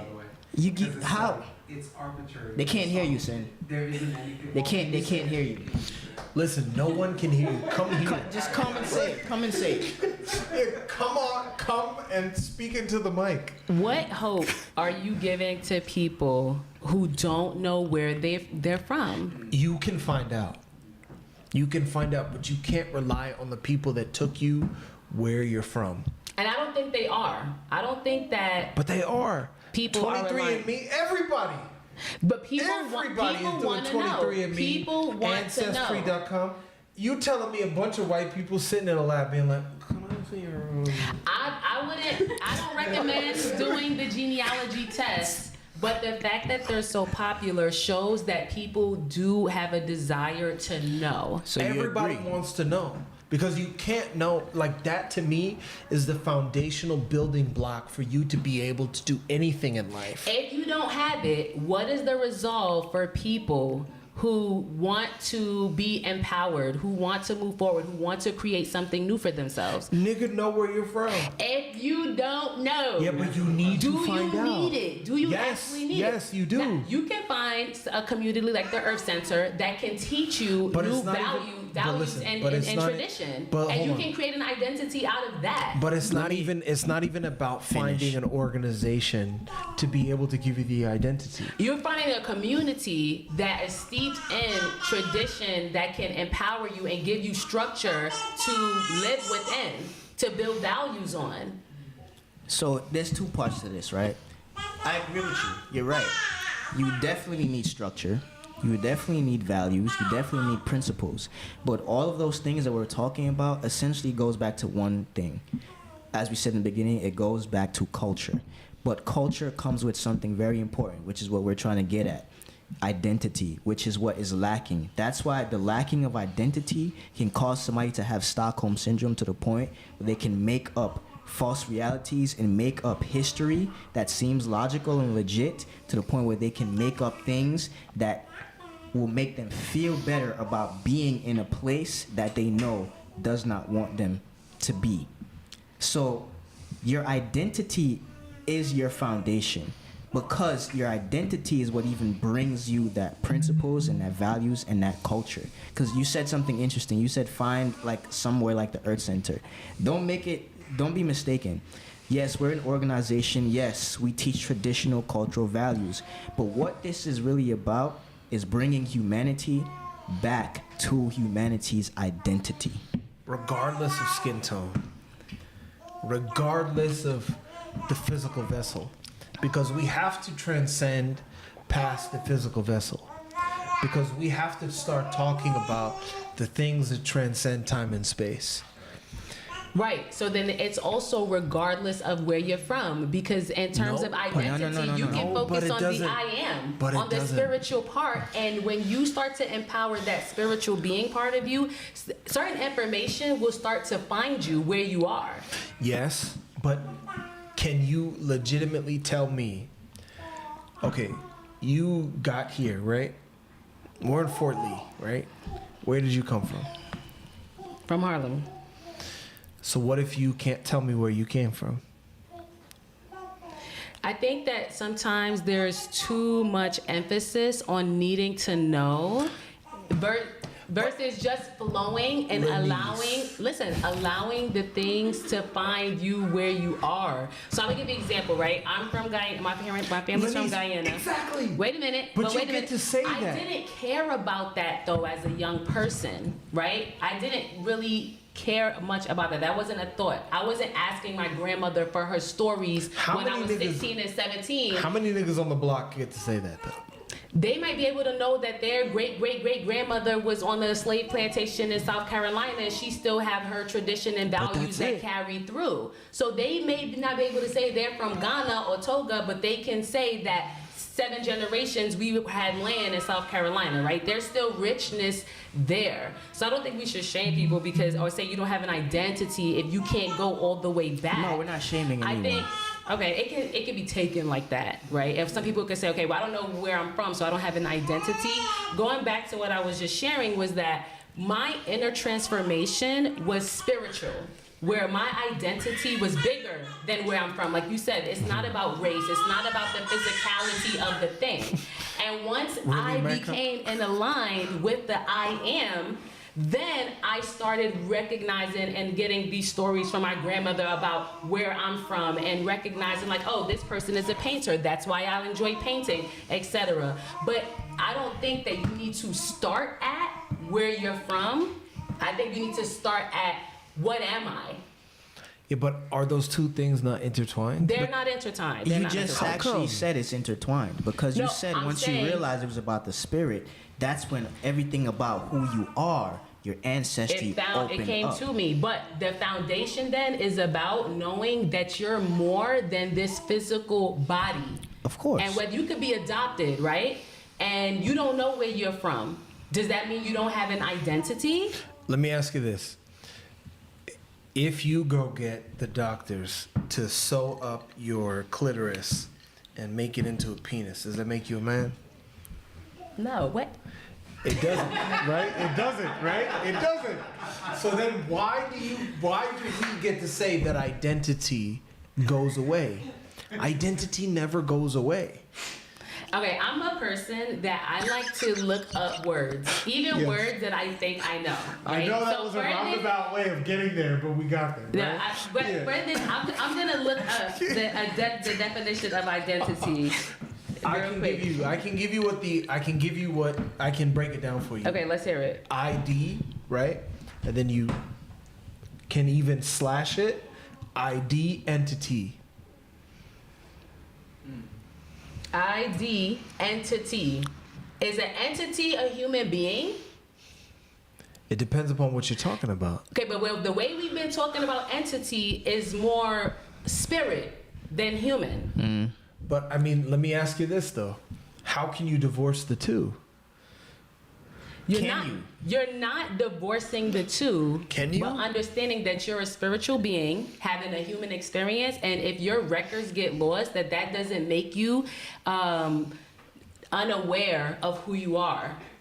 You may be missing certain pieces, but you can still be grounded in knowing who you are and the But how? power that's available to you. Okay, so let me say this, Lenise. I think it's easy for us, where we know where we're coming from, to say that. Because people that don't know where they're coming from, it's very difficult for them to be able to say they know who they are. And that's why we're always one step away from basing our identity on trends. That's why people are talking about Pound Town. That's why people are talking about Sexy Red. That's why people identify with these things, because they don't have a basis to compare it off of. I'm Aboriginal. For us, right, you get to say like, nah, my mom raised me a certain kind of way. I know where my mom comes from. I know where my dad comes from. I know my dad functions like this. I know my mom functions like this. For Sister Ann, she gets to say, back in Guyana, they don't function like this in America. They don't do this back in America. They don't do this back in Guyana. They do this here in America. So I'm not coming here to America to try and function like someone in America. We get that privilege as first generation or as immigrants. But people that don't know where they're coming from, they don't have that barometer. They don't have that thing to compare themselves off of. So then it means that anything that flashes in front of your eyes, that's flashy enough, that seems like the natural or the normal progression as to what you think is the progression of what you deem to be culture, what you deem to be acceptable, then becomes the thing that you start doing. So what I'm saying is we cannot divorce where we come from our identity. It's very difficult. It's very, very difficult. No, I don't think we want a divorce. I don't think we want to divorce it. But there's many people who don't know, and I think that that's okay. Why for don't you- they know is the question. What records have been destroyed. They're not supposed to know. You've been taken Thank from. you. That's how it works. That's how You're the not system supposed works. to know. I understand what has been put in place to keep us at a certain vibration, to keep us unaware, to keep us as workers, right? To keep the cogs going, the wheel going. I understand that. So I just want to make that clear. Identity is a combination of your physical and behavioral traits that define who you are. That's it. Is that Google's? Wikipedia? That's Google's No, example? I'm over here on Google. I'm over here on Google. We don't know, some of us don't know where we came from, okay? What is the resolve for people who understand that I don't know where I came from, I'm in this system, I'm working a 9 to 5, my children are in school, what is the resolve for them? But I think that depends upon, you can't know where you're going unless you know where you come from. So are you Because- stuck? Are you saying that you're stuck if you don't I'm know not- where you come from? Absolutely. I So- think you're stuck. I think you're stuck I in the mud. disagree. So let me Sister say this. Ann, let me. After- Can I right. ask you a question real quick? What is it that mostly motivates people to come from other countries to America? So many reasons. Opportunity. Okay, number one, it's opportunity, right?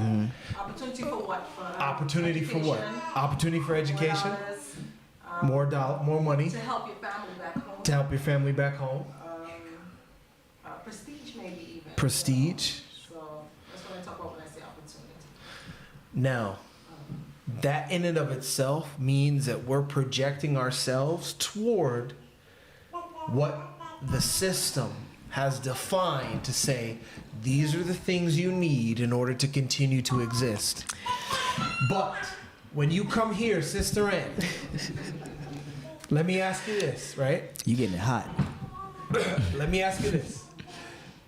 What do you find lacking here by the people that are here for generations removed without knowing where they're coming from? First thing I noticed was no community. No community. No community. Well, I guess it depends on where you live, but I'm from Harlem, and you should close your door before. Wait, someone give, comes up outside. Sister Ann, come here. I did. Come on, Sister Ann. All right, she got a chance. Yeah. And I'm gonna move back here.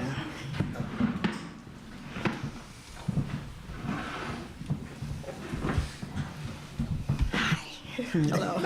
I know. Sorry. Yeah. Welcome to You're space. like, oh my gosh. Been here. No, you were saying, what did you notice? So I was saying community. That's one of the first things that's closer not to the there. mic.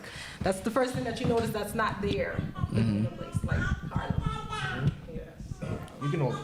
so, okay. So when you say community, what do you mean by that, though? Oh, well, back home, you have your Closer. neighbors looking out for you. You know, the child came home at such and such time. Your husband went that way with the lady. You know, whatever the case is. You know, they keep an eye out for you. You know That's what the I original mean? drones, right? The original drones. I really Yeah, can't. the person came to check the meter for the water. You know, that sort of stuff. Yeah. You know, so you have a community looking out for you. Okay. Yeah. Do you have that here? No. So then, to me, how can we say, right, that we are going toward something that's going to help us get somewhere if we don't have that? Can you say that you want to do you want to abandon that way of life? Or do you want to find some way to be like, you know what, I'll take the money, but I'll take it back home. But I want to be able to give my children what my parents gave me. I'm going to give you the answer I give my kids. That's the only answer So- that matters. You have to let your light shine in anywhere that you go. So if this is what you're accustomed to, this is what you know, and you come in this apartment building, I don't know, 60 families, I don't know, our building's not that big, about 30 families. I'm gonna be who I am. I'm gonna look out for you. And in showing folks that light, they reciprocate. Believe it or not, they do. So I can't speak for anybody else. I can only speak for what I do. I get what you're saying. Because I personally would prefer to live in the Caribbean. I lived in Trinidad for 10 years. I'm not even a Trinidadian. Shout out to Trinidad. So I love that community. I love the way that folks interact with each other. So I know what you're saying, but it doesn't matter where you put me. I'm going to let my light shine. Okay. But can you say that that will apply for somebody that doesn't have the cultural background? You take random ass niggas from Harlem and put them in Trinidad. Will that same kind of mentality flourish? If you take people from Harlem, Okay, why you laughing? Why? there are Trinidadians or people who come from other countries that come here when they get deported and they go back, they can't function. How come? It's like culture shock. They're like, they don't even know what to do anymore. It happens all the time. There's even like groups and the ministry set up to help them to reacclimate into the environment. Wow. You know what I mean? So, no, we probably won't get that. You probably, it's very different. It's very different. Interesting. So, real quick, who has better bust-up shot, Trinidad or Guyana? Need money for that. Guyanese don't make bus-up shots. Guyanese don't make bust-up I shot? am an expert roti maker. Oh, Karate okay. roti maker. Okay. And Guyanese don't make bus-up shot. All right, because Trinis make I bus-up hear some shot. Guyanese talking about they make the best bust-up shot. No. We make roti. It stays circle after you clap it and what have you. It busts up. It tear up. This is a conversation that I can't enter into because I have no idea. But no, it's interesting you say that because the thing is this. What I really wanted to get to you, Lenise, is that, you know, you are who you are. And what I mean by that is you can't divorce yourself from your family. You can't divorce yourself from the fact that you None of us are can. the daughter of so-and-so and so-and-so, who is the daughter of and the son of so-and-so and so-and-so and so-and-so and so-and-so. The reality is this. You growing up in your Guyanese household, you learned to be who you are. You learned what you are. You learned your principles, your values based upon your family. They learned from their family, and so on and so on and so on and so on. What a lot of people in the West today miss or don't understand is the reality of what spirit even is. Because I feel like today, that concept of the spirit has been lost. It's been lost because we no longer have our culture, we no longer have our values, and our culture clearly defined for us exactly what a spirit even is.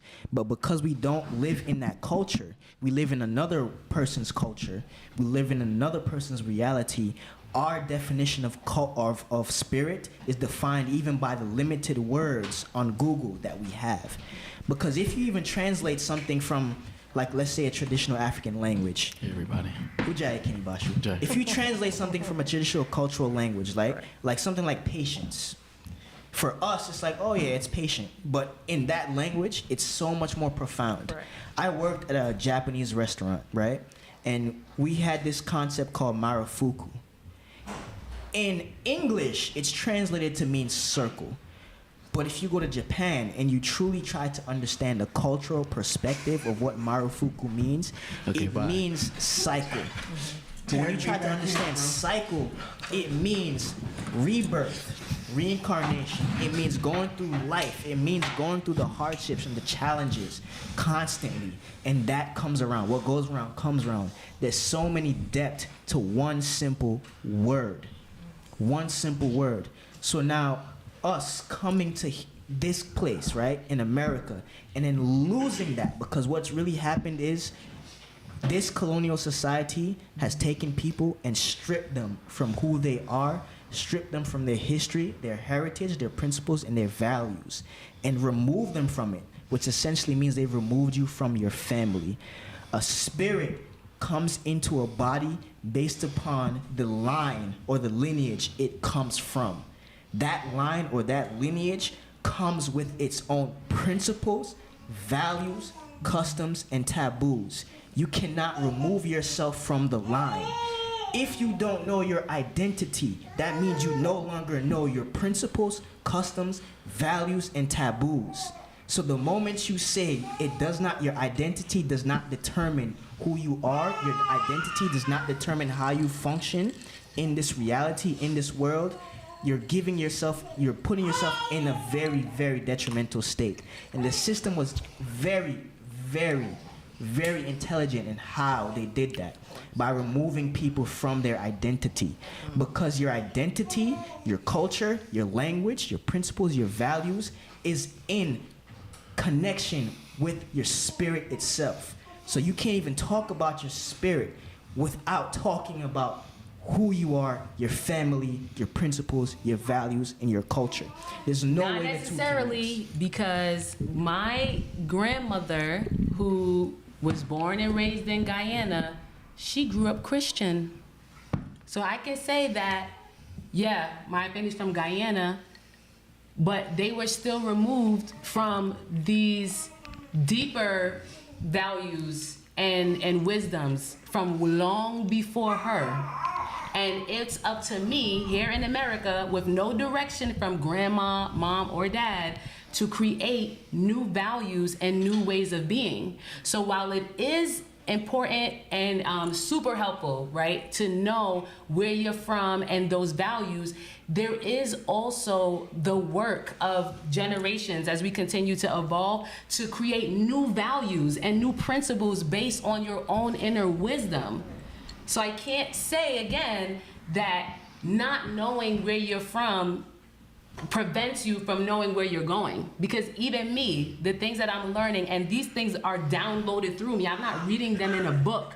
I go back and teach my Guyanese people, my mother, my father, these people are born there. They're born and grow there, right? And their values are still not steeped in the indigenous or African ways. But are you sure? That's great. Some of them are, and some of them are not. To me, it seems like, even to talk about, because we talk about downloads, right? Mm-hmm. And we talk about downloads, but then it's sort of like, where do we draw the line between imaginative and then ancestral, like batons? Because to me, if we're gonna talk about downloads, then we have to talk about Spit. Where are they coming from? Spit hot fire. Like, to me, if we're gonna talk about it, Fire blazing. it makes me think that ultimately then Where do we get the things that we claim that we download from? It's not you. What are we tapped into? Mm-hmm. What is feeding into us? Lightning. What are we? Lightning and thunder.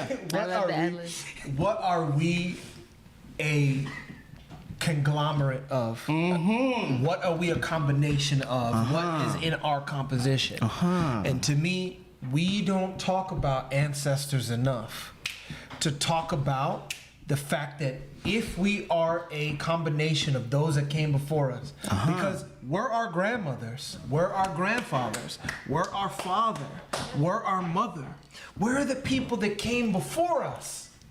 But we cannot remove ourselves from the things that they went through, the things that they experienced, the things that they came across, the things that they saw, the things that they kept in their hearts. Water's boiling. We can't. Agreed. Water is boiling. It is. So those transmissions have to come from somewhere. And 100% it does come from the ancestors, right? It's in the DNA, right? And Baraka. for me, I can speak. Baraka. I can speak for myself where I can go out in nature. I can be in the grass. I can be in the dirt, in the water, and receive these transmissions, right? And what knowing where you come from does is it confirms what came through you. And that confirmation is helpful in keeping you grounded and forward on the path. But did I need to know before I received the transmission? Did I need to know where I came from before? No, I didn't. It's already in me. So do you know, it's both and, right? Yeah. So do you need to know where you come from to have an identity? Is that the only way? Lenise, I'm I think saying no. You have an And identity, you just Yeah. don't know it. I think But you can we're- tap into it without knowing where you come from. But That's I what I'm think, saying. I So it's think yes and. we're the white people of the diaspora because we know where we're coming from. Because you can't see Damn, that's it. Damn, that shit hit. I have to That go shit. back. See Wow. that. You can't see that Here's the other in thing. people. We don't see that in people that don't know where they're coming from. That's not true because we can go back to community. How right? many people? A lot of us. It's like a one in a Listen to this. million. Our community, most of our community is chosen, not familial.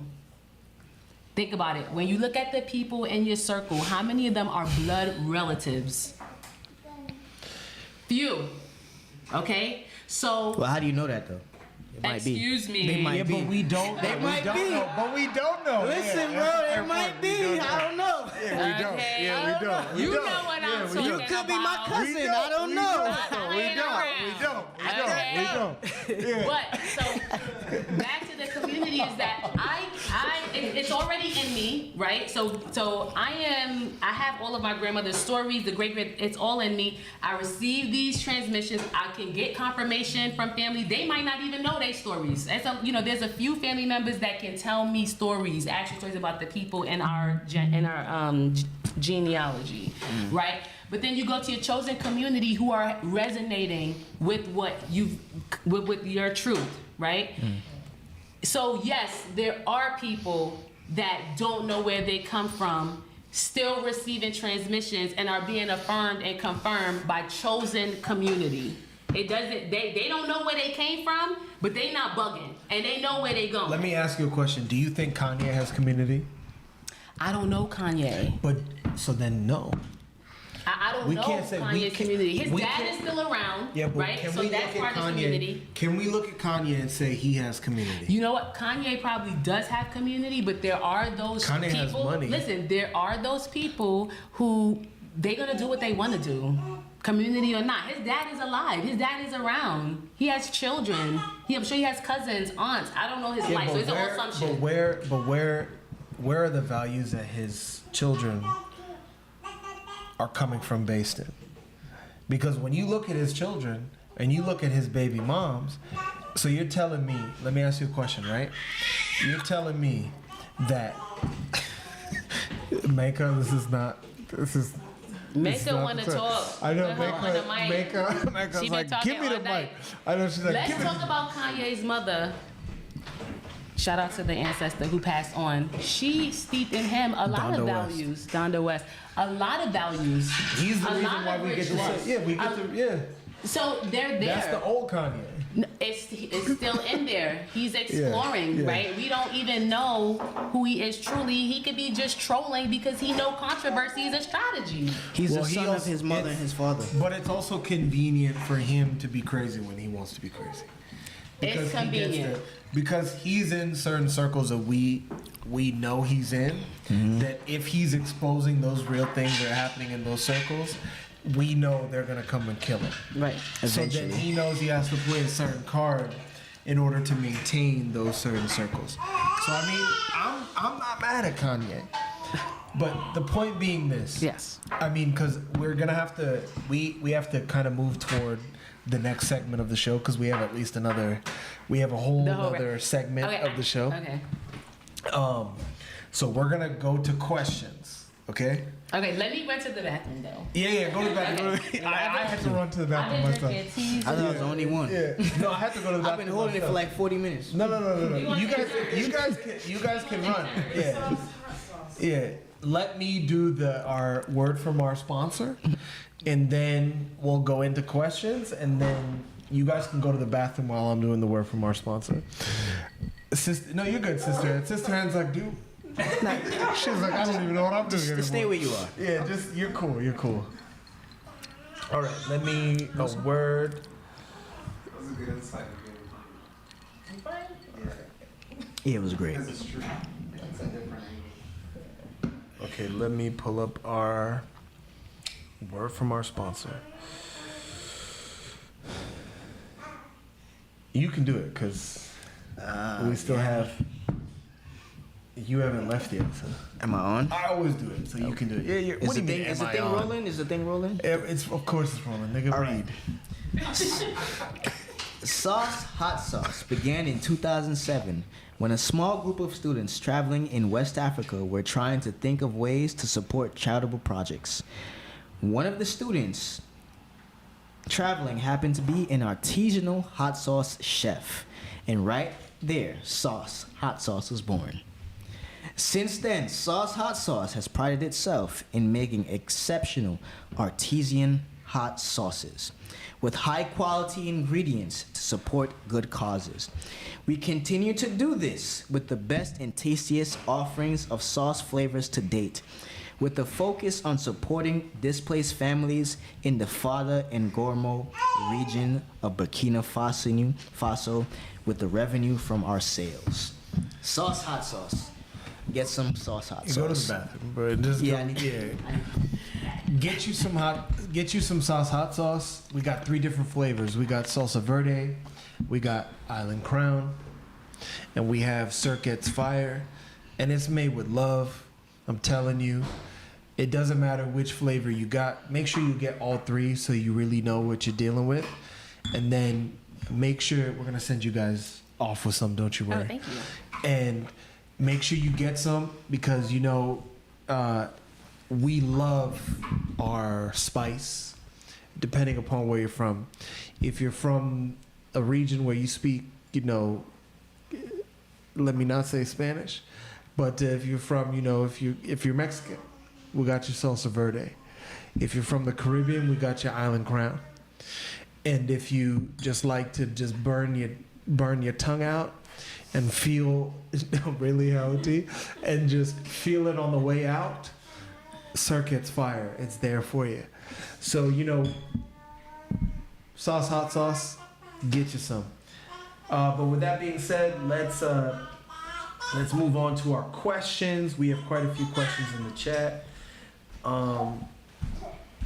So there's a few people that are salty because they were part of the Upward Bound program. Like on multiple, not even on it, not only on YouTube, but on YouTube and on Instagram. A few people like, I didn't get to go to Africa. I didn't get to go here. I didn't do this. But the one thing everybody agrees on is that y'all got a stipend. So Shout out to Upward Bound. How much was the stipend, by the way? Maybe like $25 a really, week. bro? Yeah. I'm just asking. They were in school. Yeah. All right. So some of the questions here is, This is a question from DeMarcus. Shout out to DeMarcus. We know you're one of our most dedicated listeners, DeMarcus. Can you make it work with people you don't think have the same goals as you? Absolutely. I mean, to me, that's that's life. Is not everyone's going to have the same goal as you, but if nature puts someone in your path, you got to learn how to work with them. I know don't if you agree. guys- I don't agree. No? You don't think you can make it work? Make what work? We That's don't a know, good but by question. the time DeMarcus responds, Right. we're But going to be so far away. usually, people connect because they have shared dreams, visions, goals, values. So when you find people who have different goals from you, you're not going to really be together, working together. It may be an associate. I mean, I guess it depends. We have a lot of questions here, so if everyone's going to respond, You know what? to Let's every question- move on. Let's Yeah. move on. Just want to let you guys know. Do modern traditions, especially Kemetic society, have solutions for the problems currently happening in the continent, like Sudan, the Great Lakes, especially the Democratic Republic of Congo? Do modern traditions? Are there? That's a doesn't Warrior make- Zulbukande, Chem Warrior. We appreciate you. We know you're always on. We hope you continue to be on. So I would just say this. I don't really modern traditions. You can't really the two concepts don't mix because what's modern cannot be what's traditional. So I don't really know what you're truly asking. Ask the question again. Let me hear it. Do modern traditions, especially the Kemetic societies, have solutions for the problems currently happening on the continent, like Sudan, the Great Lakes, especially the Democratic Republic of Congo? Yeah, modern traditions. I mean, I don't know what a modern tradition is. Like America. Do they have? Does America or Kemetic But it's not a tradition. It changes every year, every week. have solutions for Sudan, Congo? No, I don't think modern societies have solutions for the conflict that's happening in Africa, particularly in the northern and the eastern and the western part. Because to talk about the conflicts that are occurring, you have a lot of different people coming into those regions trying to understand the origins of their identity. Like particularly you have, like the conflict that's happening in Sudan is being backed by the Arab countries.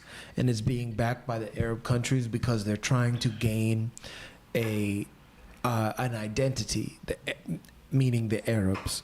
The Arabs are trying to gain an identity by backing the conflicts in Sudan so that they can understand where the origins of Islam comes from.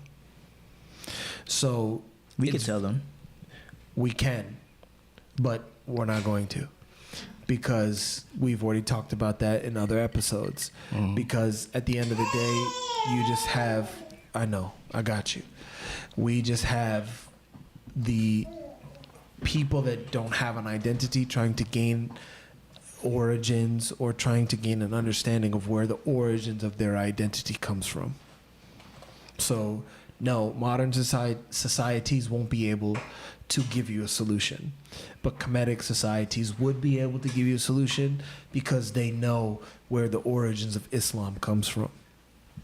I would just to add to that a little bit. I would say that for majority of human history, you can see that human beings have been on a certain kind of trajectory, meaning that there's certain values and principles that human beings followed, and it was based really on the natural principles of reality. It wasn't based upon our own human values or what we thought we could create as humans, but it was based upon us trying to fit into the reality that we found ourselves in. So with that being said, if there's going to be a balance of any situation that we find in this modern world, it's going to be us as human beings going back to how our ancestors actually aligned themselves to fit into the natural realities that played. So that means going back to the customs and the principles and the values and the concepts and the ideas that our ancestors held in the so-called ancient civilizations.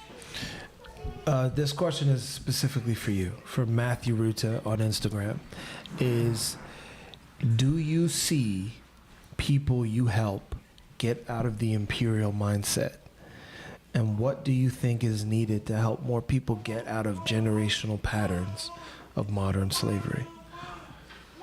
Yes, I do see people. I help get Little out closer. of the imperial mindset. So that's the first question. What's the second one? What do you think is needed to help more people get out of generational patterns of modern slavery? Get out of. Well, one solution that I believe in is entrepreneurship, and really understanding what it takes to create opportunities for yourself. A lot of skills come out of building your own. And so that is one solution. And I teach that to the young people, how to start your own business. And we start with e-commerce. So by the time you come through my program, every student understands what it takes to begin an e-commerce business. They have a brand, and the brand really is your message. And what I do is really help them to pick a story that they feel has transformed them, to find the lesson in that and make that a message that they can carry out. Now they start to have values and some identity and something that they've been through that they can stand firm in and then change other people. So it is about mindset and building skills for me. There's another question for you. I'm gonna cherry pick. Okay. But how have you seen your work change people's lives? And do people get out or build a place for themselves in the colonial system? Yes. So how have I seen the change?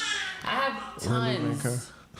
have tons of testimonials, video and written, from women who have shared about the mindset shift that they have had and how differently they see themselves and recognize their power and the things that they have done now that they see themselves in a new way.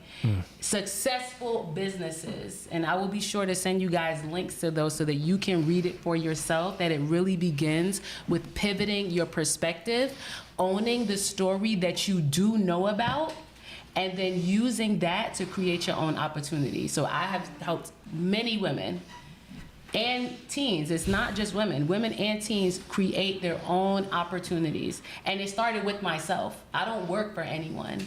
I make my own salary, right? I'm not in the system. But yet I go back in the system as a free agent to help other people get out. And that's really what Harriet Tubman did. That's one of my idols. Like, Underground. The Guyanese underground. She found a channel out, and she kept going back to show other people the way. And so I strongly believe in that. This is a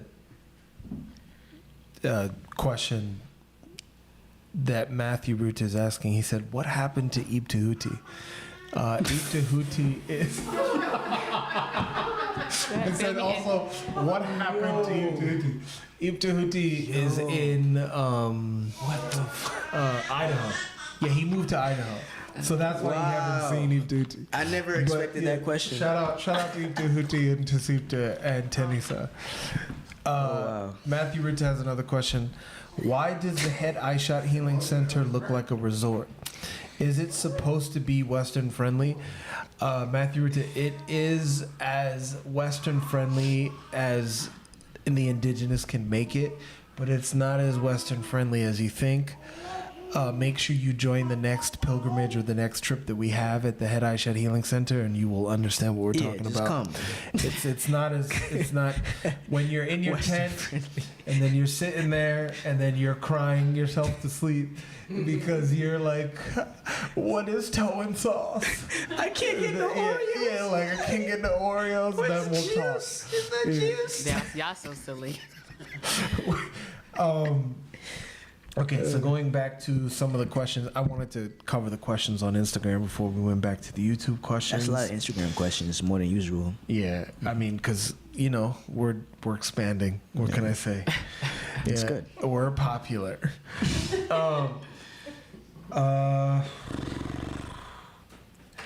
What was the purpose for the migration out of the Nile Valley?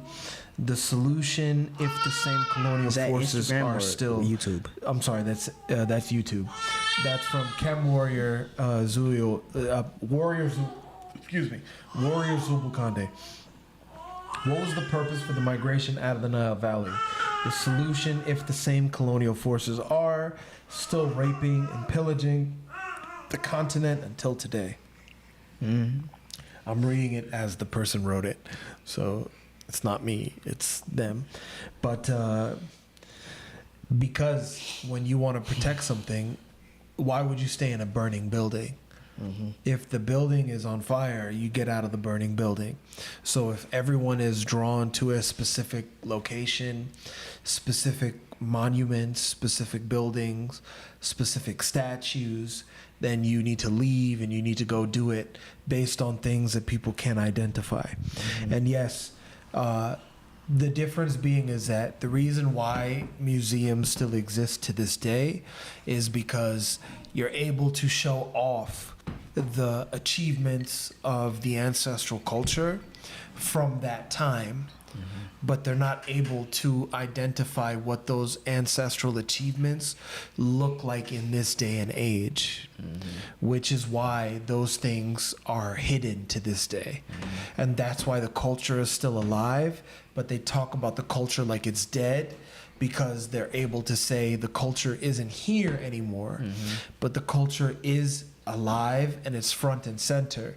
But because they aren't using the same monuments, Aesthetics. they aren't using the same aesthetics, they aren't using the same buildings, they aren't using the same statues, they aren't using the same languages, then you're not able to identify it. So it still exists, it's still there, but it's hidden because we know what you're looking for based on what the ancestral achievements that you keep in your institutions called museums are. And I just want to add to that, like, understand this, like, whatever the museums have inside the museum is just, to them, it's like a trophy. To them, it's like, okay, yeah, we got them to, like, leave. And that's why they have to make up stories about, oh, the Egyptians, they were this, they were that, or they're no longer here.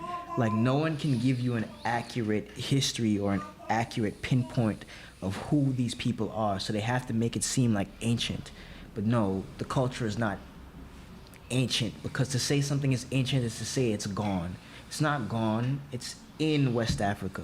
It's in Central Africa. It's in Southern Africa. You see it all the time, but you just don't know you see it.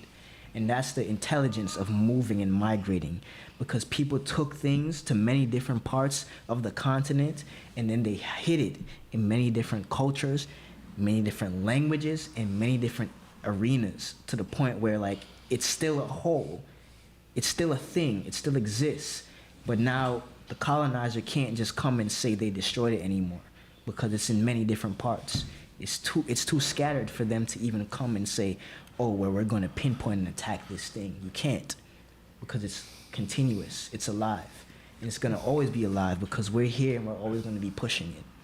So for the sake of time, I'm going to just transition to rapid fire. Matt had one more question for me. Oh, he did? Oh, I'm sorry. I don't even know I didn't even catch that. Yeah, but you were like, Matt. Yeah, Matt. Let me answer your question. I see your question, Matt. How do the businesses that you help, help others get out of the community? So that's like a twofold answer, because, you know, partly you don't want to get people out of the community. You want them to build the community that they're in. And so if you can be a positive force in your community, if you can offer something to your community that empowers others, then that's the work. I'm not trying to get people to leave the community, but there are people who use their resources to buy land and to build new communities and to identify and and be one with the earth and with the land. So it's twofold. That's how I'm helping Matt. And on that note, Kenny Bashu, the floor is yours. There's still a lot of questions. So. There are many questions, but it's already 11 o'clock, guys. We're gonna be here for like Drop it in the chat. You can later. respond Exactly. later. Guys, we'll be back here every week, and this is only the first time we're able to connect with Lenise and Sister Ann, because you guys are also. It's you guys, right, that are starting a podcast, right? Yeah. So, Oh, nice. Okay. This is not the only time we're gonna link up. So this is just the first time we've linked up. Yeah. But we're gonna be linking up. So this is just, this is part one. Don't call this guy. Don't call this guy. So we're excited because we're gonna be able to connect with Lenise and Sister Ann on many different episodes. This is just the first time, so don't be upset. We're gonna have to keep the show moving, but nonetheless, this is just the first time we're able to connect. We're looking forward to connecting again, guys. Same. So with that being said, Kenny Bashu, floor is yours. Hello, everyone out there in TV land.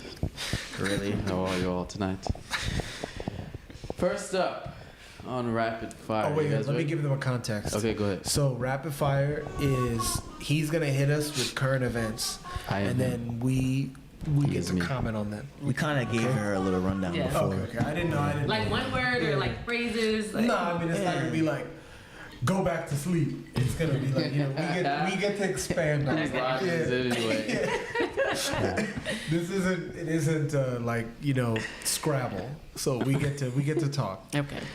All right, you ready? Ready for it. We're gonna start tonight with a Did You Know? Gotcha. Okay. Okay. Did you all know that Al Sharpton was/is an FBI informant? That's not. Yeah, I knew that. Not That's surprising. not news. Yeah, That's exactly. not news. Yeah. Everybody here. Yeah, everybody. That's why nobody takes Al Sharpton serious. But you Oh, see, some would say that's why he's still alive. right, thank you. But that's Hey. a perfect Well, I'm example sorry, of what we were even talking about. Talk about You had anything else to say? Yeah. That's why he's still alive. But that's a perfect example of what we were talking about with civil rights being a marketing tool by the system and the government.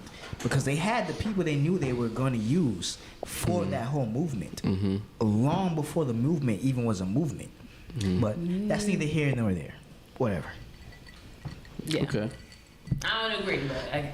I thought I was revealing. That's fine. That's fine. We're human beings. We're gonna do some behind the human scenes boxing Disagreeing. glove matches between Lenise and Kaja Rubin. They're gonna put the boxing gloves on and they're gonna fight.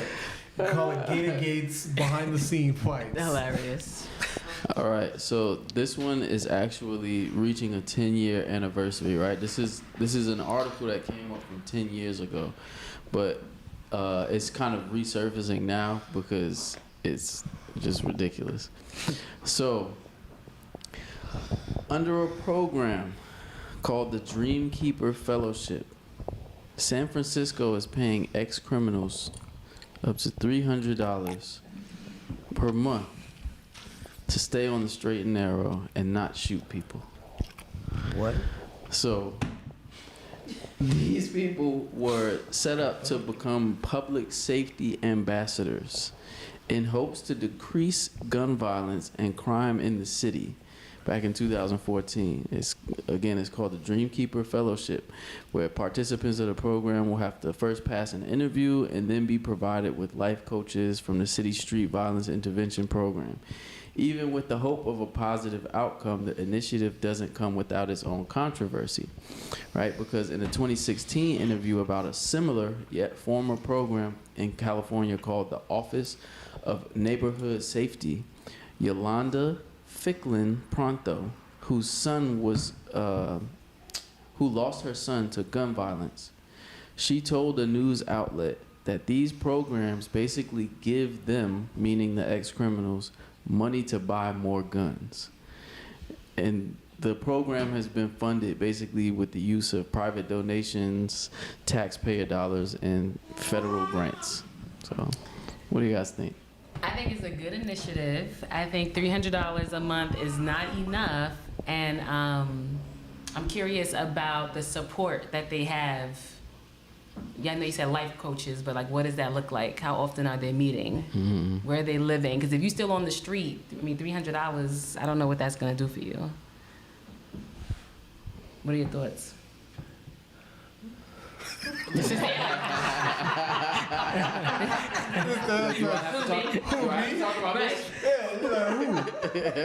Thoughts on what?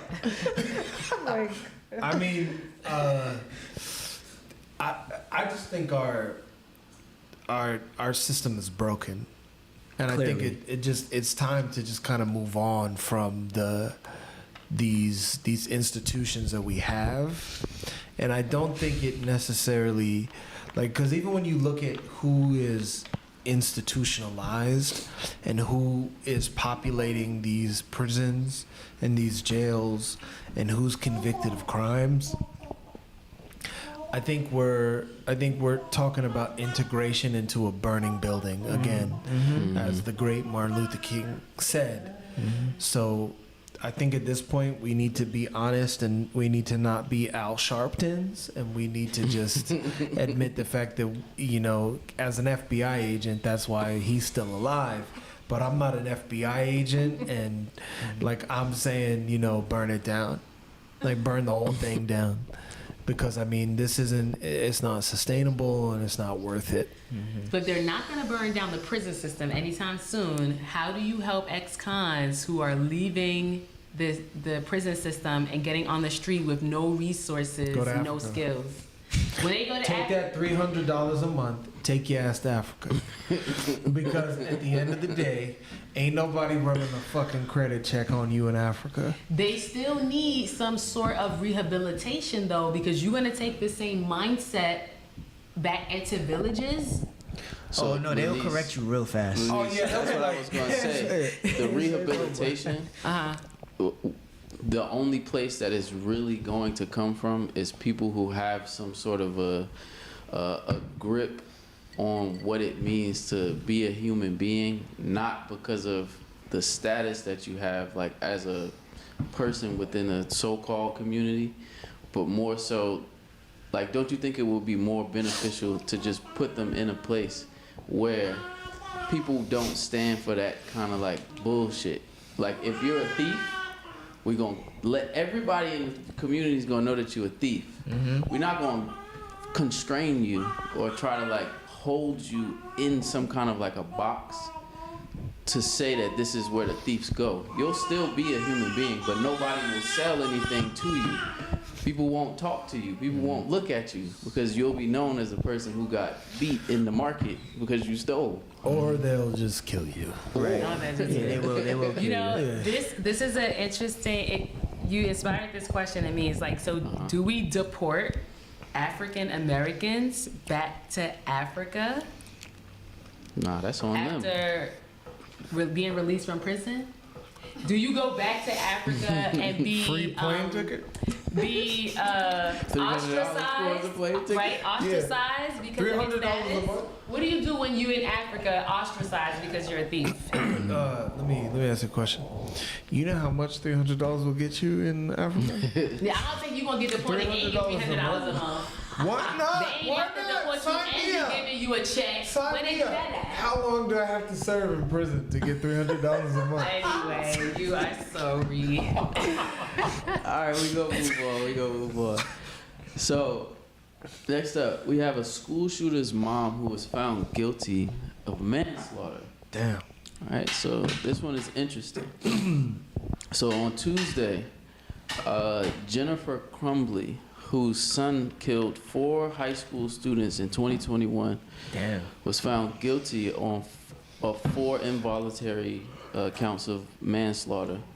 In a case experts say sets an important precedent of whether and how parents of school shooters can be held accountable.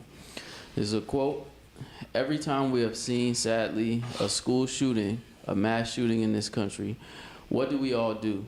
Viscerally, we ask what the parents knew. CNN anchor and chief legal analyst Laura Coates told CNN's Breonna Keller and Boris Sanchez on Tuesday afternoon. Another quote says, "This trial was about red flags. It was answering the question of what red flags are waving right before a parent's eyes, and they do not act in a way that we want them to." Prosecutors argued Crumbly was aware of her son Ethan's deteriorating mental health in the months ahead of the shooting, pointing to several disturbing text exchanges, and also accused her of gifting him a gun just days before the shooting and not properly storing it. Wow. What color is she? Oh Lord. And that's exactly Take what I was a thinking. guess. But That's a black lady. but you know what? She's white. She's clearly white, bro. Only because they charged her. Clearly white. Right, yeah, she Yeah, because she's charged, she yeah, can't be black. Yeah, that's true. But should the schools be held to the same account because students spend a lot of their days there? Where's the social emotional learning in the curriculum? Where's the social worker, the school counselors to recognize that he's deteriorating? But the mother's at work all day. They don't care. They're clocking out. Come on, man. You telling me if you, in one of your programs, one of those kids go out and shoot somebody, you're going to testify on their behalf? Nah, we just want to testify. Okay, Next! You be adding random things to the pot. Yeah. I can tell you don't know how to cook.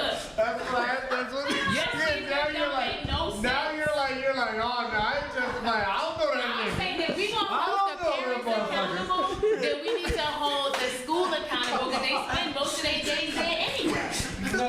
So there's a lot of adults that ignore his She's mental funny. health deterioration. Hilarious. I'm messing with you. Lenise was like, you know, speaking no English. I don't know that motherfucker. She say you can season meat, bro. Yeah. I can't with these two. Lenise, your perspective is one that is very consistent throughout. I guess you could say like a black person that's really trying to look out for maybe other black people and people in general, right? But at the same time, it almost becomes like you become a black sheep in that sense because the majority of people are just going and clocking in and clocking out. It's a job at the end of the day, and you're doing it for money. You're not, okay, sure, it's like, you know, maybe something that you think about and you like doing, but at the end of the day, you're clocking in and clocking out for it, right? As much as you like it, it's what sustains you. So beyond you just being like a good person that wants to see people do well, you know, the majority of people aren't going to their jobs with that same outlook. So, you know, it's commendable, but at the same time, how far can you take that into a marketplace rather than trying to approach it from a cultural standpoint, which holds the parent accountable? Because if I see your son in the market acting out and I whoop his ass, I'm gonna send him back to his father and I'm gonna call his father. I'm gonna be like, I just whooped his ass and you should whoop his ass when he get home too. Because it's about me and him understanding that like he's a part of us, and on a larger scale, he's And that's gonna our be what future. represents us Right. That's our later future. on. So yeah, I get what you're saying, but at the same time, how far does that really go? No I mean, but like community. you said, my kid is acting up in the marketplace, right? As part of my community, you reached out to the parent to say, yo, your kid was acting up and he got in trouble today. The school community should be reaching out and vice versa to say, yo, this is what we're noticing. What's the strategy in place? That's not happening. But that's the thing. That's fair. Because the problem is, like, the way you just addressed that with that scenario was that the child is in a marketplace, like a physical marketplace. But the thing is this: America itself is the marketplace. So because it's the marketplace, that's the place where people are going just to consume. So it's like no one's gonna hold anyone accountable because the whole system is a marketplace. There, like you said, there's no actual community. So your idea and your understanding of how the school should function in that scenario is based upon maybe how you might have been raised, maybe based upon how you might have seen your family interact with people and community. But you gotta understand, like, that community does not exist here because here is just the marketplace. Like Kenny Bashu said, like when the teachers clock in and they clock out, that's it. You clock in, you clock out, you gone. Like them kids don't matter. I can't say that about teachers. Whether you love your job or not, there's a level of intention as a teacher that you have to have in order. Whether, planning a lesson after school, it's part of their job. Whether they love it or not, I'm not saying that they enjoy it, but it's part of the job. Listen to what I'm saying. The school itself is a community. The school itself is whether it's a healthy community or not, it's still a community. It should be. I agree with you. It should be. All I'm saying is, if you going, I'm not saying that this is what I'm saying. If you gonna hold the mother accountable, then you should hold the school accountable. So it's almost ridiculous to hold the mother accountable without holding everybody in that child's community accountable. I think you should hold everybody accountable that has ever come into contact with the child. But I'm just asking, are you going to testify, Lenise? I ain't fooling around with you. Lenise is like, hell no. Look, I plead the fifth. Thank you. 1, 2, 3, vote. That's right. That's right. I'm telling you right now, they try and subpoena me. I'm in Africa. That subpoena ain't reaching me, nigga. We're gonna have to have another discussion about the Jack to Africa message that y'all mentioned. Yeah, part 2. Yeah. It's coming. Yeah, subpoena me, but I'm gone. Well, while we're still in America, next up, we got the Apple Vision Pro. Oh Lord, is going crazy in the streets, right? So we have there was a user who actually went for a blind drive in their Tesla truck. So last week, Apple publicly launched a wearable mixed reality headset it describes as a spatial computer that seamlessly blends digital content with the physical world, right? Apple Vision Pro. Videos and images have already cropped up online of Apple Vision Pro consumers that are drawing comparisons to the dystopian science fiction series Black Mirror. Users can be seen frantically gesturing their fingers while wearing the $3,500 headset. And it's $3,000. Yes, it's $3,500. Yeah. $3,500. It's almost $4,000. It's almost $4,000. Niggas gonna spend it. Niggas gonna pay for it. Wearing them at coffee shops, gyms, and even while driving a Tesla. So, a representative from Tesla put out saw the video, and they put out a tweet basically and said, "Reminder. All advanced driver assistance systems available today require the human driver to be in control and fully engaged in the driving task at all times." But which makes zero sense because if you're gonna advertise it as a self-driving car, then how is that conducive to me being there with my hands on the wheel at all times? In case. It's a computer. Like, shit goes wrong. Like, how many times does your computer freeze up? Stuff goes wrong. So, you got to be very aware, just in case. Yeah. In case. It's in the fine print. Why is it even necessary? The virtual reality pro in real life. While you're driving, while you're walking, while you're eating. It don't suck that bad. It doesn't. For some people. Not for somebody who can afford a $3,500 device. It don't suck that bad. Yeah, but then sometimes the sad part is some of those people, the only thing they have is money. Yeah. I can tell you some things to do with your money. Hit me up. I love your enthusiasm. Yeah, send me. We got plans. Yeah, send me the Vision Pro. I'll use it on the resale market. I'm selling that shit immediately. You gonna get your ticket back to Facebook. Africa with that 35 minutes. I'm already back in Africa. But I'm selling my Vision Pro on Facebook Marketplace. That shit is going right back on Craigslist. I'm meeting you at a police station. You ain't gonna rob me. I can't. What's your thoughts on it? Yeah, I mean, the sad part is that like it's that movie like Ready Player One. Yep. Yeah. Or like all the things they've been showing us in movies, bro. It's coming. Like they're showing all the stuff like how you don't have to leave your house. Right. You don't have to do anything. Everything will be done for you. Like even the Pixar movie WALL-E. I know that's Hanisa's favorite movie. Is the fact that everybody gets so fat Just sit. because they're not doing anything. Right. Just sitting We right just talking around about in And the that. chair. everything is done for you. And to me, it's like that's what's happening right before our eyes. It's the perfect thank you. It's the perfect consumer society. I don't make us like Essentially, that's where we're going. It's just consumerism, like straight We're in, straight there. out. Straight consumerism. We're there. we're already there, bro. But I mean, to that level, Wake me up, bro. that when level this where is you over. don't even move anywhere anymore. Like you just sit down and just consume shit. Like that's the system. I don't wanna be here anymore. Well, you're. I don't want to be on this planet anymore.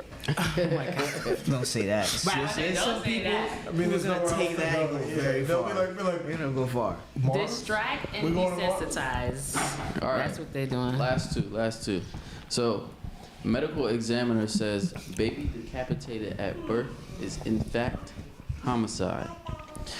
So, the medical examiner in the case over the mid-birth decapitation of a baby in Georgia has announced its determination of homicide as the manner of death. In a media release obtained by Complex, the Clayton County Medical Examiner's Office said the immediate cause of death for the baby, Trayvon Taylor Jr., was a fracture with complete transection to the upper cervical spine and spinal cord, meaning the baby's head was pulled off. Was it like actually or just like the bone, like It the was separation? separated. It was separated. The yeah. head Yeah. from the body? Yeah, exactly. Or the muscles in the The neck? bones. Due to rough pulling Exactly. from the doctor. Exactly. That's So- wild. Officials said that this was due to shoulder dystocia, arrest of labor, and fetal entrapment in the birth canal. So they basically say that means when the baby is coming out, they have to like come out in a specific way where the shoulders don't get kind of like caught on the walls. So the baby's shoulders got caught eventually, and then the doctor started tugging. So the first condition on that list, shoulder dystocia, refers to when one or both shoulders become stuck during vaginal delivery. In August of last year, it was reported that Jessica Ross and Trayvon Taylor Sr., the baby's parents, were suing Dr. Tracy St. Julian and the Riverdale-based Southern Regional Medical Center Hospital for allegedly applying ridiculously excessive force during the attempted delivery. You know, this is exactly why traditions and like going back to like our ancestral practices are important, because the way the modern medical system makes women deliver babies is actually not natural. Because if you like really look at how they have the woman lay on her back and like open her legs, like really like the baby is trying to push out, right? In terms of how like the way so-called gravity, I'm gonna use their word, gravity works, is things force down. So if things are forcing down, you don't want to put yourself in a position to be like sideways and adverse to like what's forcing down. Traditionally, women give birth in a very different position. Right. So all of that could have been simply avoided by the woman turning her position or being able to move and give birth in a position that was easiest for her. And that happens a lot. C-sections, like situations like that, like whatever they call that situation where the baby's like the shoulder is caught, like all of that is so avoidable by simply getting the woman to move, because her moving changes the position even in her cervix. It changes the position of the baby. Like, it's so simple, but it's so sad that people are actually everything else that come out the bottom half of the human body, you either sit down or stand up for. Right. Like, it's just sad, you know? Like, a lot of people are losing babies or losing blood or even losing the moms. Yeah. Like, women are dying from, like, these hospital births. Yeah. Because people are not willing to actually, like, just let the woman, like, give birth naturally. Mm-hmm. It's crazy. What do you guys think? I don't know if I can say this, but give it to his point. No, say it. Yeah, so sure. Say what you want to say. That's To what his it's about. point, when you're having sex, when you change position, it feels different, right? Mm. So why wouldn't it be the same thing giving birth? Ding, ding, ding, ding, ding, ding. Sister Ann is a health educator for many years, and she knows all about birth. So we're gonna have to have another conversation. So also to your point, yeah, right. It's common sense. It's back to basics. Yeah. You know, it's not rocket science. Right. You know what I mean? When we think about our ancestors, our grandmother, she was a midwife, and she barely had maybe a 4th grade education, and she caught so many babies. Nobody had to teach her this. She maybe saw, maybe she apprenticed, or maybe just came natural. It was passed down. Right. Yeah. So, how many degrees, how many years of school do we go to rip a baby's head off? Come on. But it goes back to where, you know, them certain people looking at, like, dehumanizing us and feeling like we can take a certain amount of pain, right? Like, that's been studies shown that we get treated aggressively because of their ideas of us. So you pulling this black baby like it's nothing. But it's white babies too. It's not even just black babies. It's just like the way they give birth in the modern society just doesn't make sense. I'm focused on that excessive force piece, because you're not gonna do that to a white woman. You're not gonna pull her baby by the head like that with that lack of care. That's true. You know what I'm saying? Like, that's the piece that is really making my heart break. Why? Your face to Jesus' face. Yeah, because I'm just imagining, guys, please, oh my God. It's just sad. You gotta be It's sad. pulling. It's, please, can we go to the next topic? All right. Condolences to the family. Also concerning birth. Guns alarm! Guns alarm! He's awake. Hey, he just said he's gonna shoot somebody. Don't give him a gun! So, also on the token of reincarnation and birth, right? So, let me transition. So, a thoughtful question to end the episode, right? In a tweet from a mysterious Twitter and YouTube personality named Zuli the Witch, a very striking question is posed. Zuli the Witch. Just listen to the question, bro. Here's the tweet. Yeah. And I quote, "If we found out reincarnation was real and had a way to verifiably track who a reincarnated person was We do. in a previous life, how long would it take for companies to make sure that you inherited debt from your previous lives?" Took that to a whole nother level. That's really where That's the capitalism mindset right there. that is really where they Wow. But the problem is they would be like, say, nigga, what's your reincarnation? You got 3 lifetime sentences from the last time you were here. Put that nigga under the jail. Oh, there's actually a show. Carbon what? Carbon You Days. tell us. Yeah, it's in Netflix. Altered carbon. Altered Carbon. Yeah. All right, There's actually a show with that concept.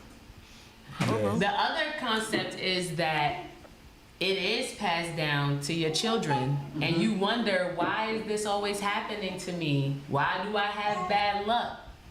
That you receiving debt from past reincarnations of ancestors. And on that note, it's been another episode of the Gator Gates podcast. We appreciate you guys for tuning in. We hope you guys continue to tune in. Lenise, Sister Ann, please let them know how to find you. Please let them know some of the projects you guys are working on and all of those beautiful things so that, you know, people can find you. Yeah, well, you can find me at A Dose of Dazzle on Instagram. Dazzle is Dazzel. And my website is wecreateshop.com. Our podcast is in the works, and so just follow those 2 channels and you're going to find us when it drops. Did you say what create with an 8 or just create? Just create. Yeah, no numbers. Wecreateshop.com. Sister Ann doesn't have social media yet, so she'll circle back. Yeah, it's finished. Sister Ann, you got anything to shout out? No? She's like, y'all ain't gonna get me. I know, it's like, no. But honestly, guys, to me, best episode yet. Facts. Yeah, it's amazing. Yeah. Very welcome. And with that being said, I'm looking forward to seeing you guys. Yes. I'm looking forward to having you guys back, the both of you guys. And in all of your future endeavors, all of the podcast, everything that you guys are working on, wishing you nothing but the best and nothing but prosperity and nothing but abundance and nothing but all of the resources and the prosperity that you guys need. Thank you. Thank you Yes, for having thank us. you. Of course, we appreciate you guys so much for coming on and sharing the space with us. And with that being said, we'll see you guys next week. And please, Bitter is Better Challenge on Constant Natural Healing. Check it out. We're going to be coming at you soon with the Bitter is Better Challenge. And also, get your merch, man. Get Against merch, man.